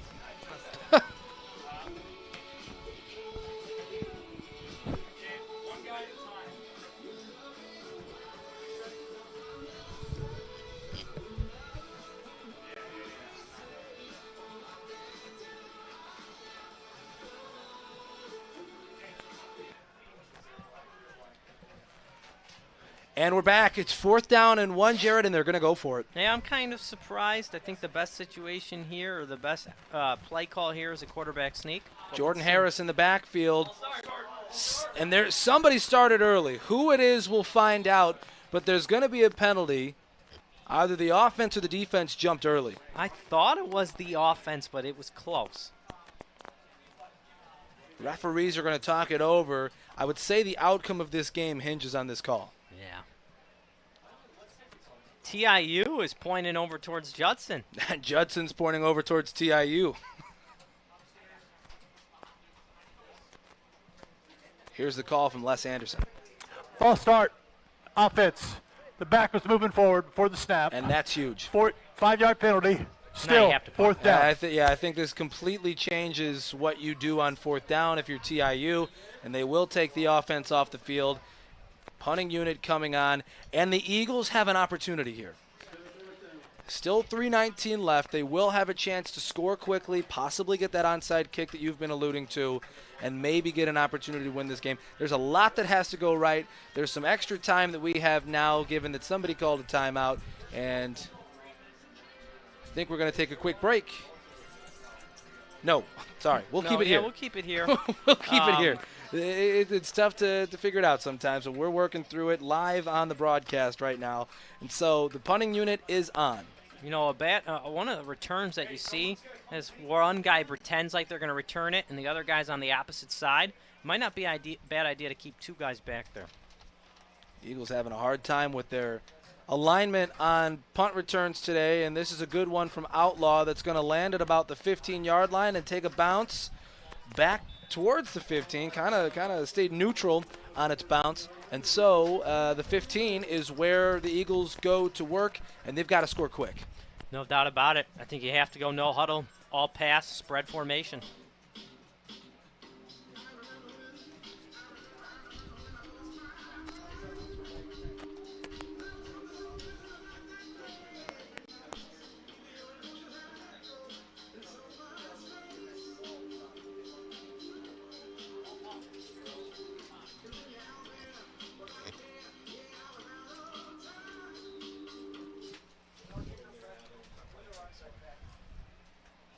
The Eagles start on their own 15, and they've got just over 3 minutes to close a 10-point gap.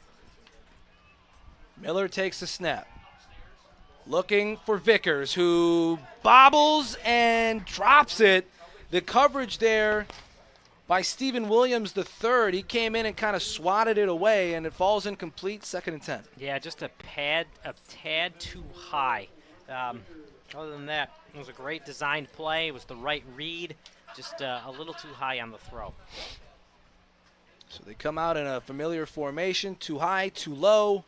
Vickers and Mueller in the formation at the bottom, and Mackey moves to the left hip of Christian Miller, who now drops, steps up a bit, and now fires from a knee. He's going to be marked down at the line of scrimmage, 3rd and 10, though he was looking for Mueller in the middle of the field. And I don't know why the receiver over the middle of the field by Judson's taking his time to the line. Avant Rowe, you got to get up there, son. That clock is running.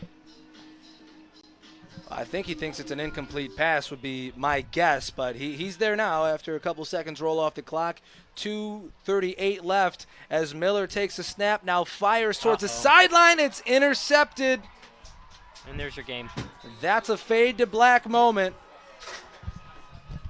Michael Upshaw gets his 3rd interception of the season, and TIU is likely going to go on to win this game as there's 2:30 left, Jared. Yeah, it's a tough one. You got to force it. You're down 2 scores. Clock's running. You got no timeouts. Just got to give credit where credit's due. TIU made a couple more plays. They did indeed. The Eagles out of timeouts. They don't have any stoppages left on the clock except for first downs that are picked up. 10-point deficit. Somebody would have to come up with a big play here, though. They'd likely have to force a fumble. You think the Trojans are going to be really looking to protect the football here as the handoff goes to Derek Lowe off the right side, picks up 2, 2nd down and 8. Well, give Trinity International credit. We talked about it on the broadcast before the game. They were going to approach this game like it's their Super Bowl, and they did. You'd like to see them match that intensity for 10, 11 weeks. A lot easier said than done, but they came ready to play, and frankly, they were the better team today. So it will not be a winless season for Trinity International. They end a streak of obviously 10 games in a row where they've lost this season. They pick up their first conference winner, at least they will here in about 2 minutes. We'll see after this 2nd down play where they stand. The handoff to Lowe off the left side, brought down by a host of Eagles at the 15-yard line. That'll make it 3rd down and 5 as the clock ticks to 1.5 minutes remaining. Judson will finish their season 2-8 with a 1-6 record in conference play. Certainly not where they wanted to be this year. They finished with fewer wins than they had last year, though this was a season that they struggled with quite a few injuries. Their safety position was a revolving door. Their kicking position was a revolving door, as was punter. As Jones goes in motion to the far side, they're going to hand off to Cameron Jones, and he's going to be bottled up in the backfield and suplexed by Maitrez Rawls, and they throw a flag on what would have been a 3rd down stop and a tackle for loss by Rawls. Yeah, he got a little too excited there. That's a blatant penalty. And certainly a frustration penalty as well, as the Eagles did not want to lose this game. No. They viewed this as a rivalry game, but they didn't want to, like I said earlier in the broadcast, what Dan Poplasik agreed with, is they didn't want to be the Bears in this rivalry. They wanted to start becoming the Packers in the rivalry against Trinity International. But in the all-time record, now they'll be 1-1, as last year Judson won this matchup. This year they lose it. But this is going to be one after that the both play, programs, I'm personal sure, foul. 32, half the distance to the goal. So a half the distance to the goal on the personal foul by Rawls is an automatic 1st down. And that will be the ball game, ladies and gentlemen. Whether or not Trinity International runs up the score or not here in the final minute, and whether or not the Eagles let it happen, is the final question to be asked. Yeah, I'm not so certain they're taking a knee here. I would say that they're not. 1st down and 10 from the 10, it looks like.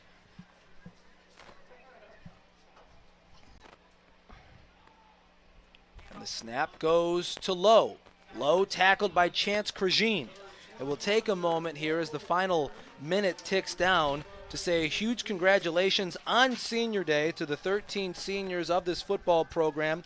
Ovante Vickers, Demarius Farmer, Trace Sayers, Jontrell Mitchell, E.J. Glover, Jordan West, who had a touchdown catch today, Chance Krajine, Sharon Boyd, DeHavion Allen, Kevin Lopez, all leaving the football program, along with Thomas Colino, Hunter Smith, and the team manager Andrew Gray as well. All seniors that'll be moving on as the final seconds countdown off the clock. 42-32 will be your final score from Streamwood, Illinois, and that concludes the 2022 season for the Judson University Eagles. Again, their finishing record 2-8, 1-6 overall in conference play, and that'll do it for us here from Streamwood as well. Jared and I have called plenty of football games now, 2 seasons together pretty much, Jared, and so good to see you. Have a good winter. We'll see you next year, and also a gigantic thank you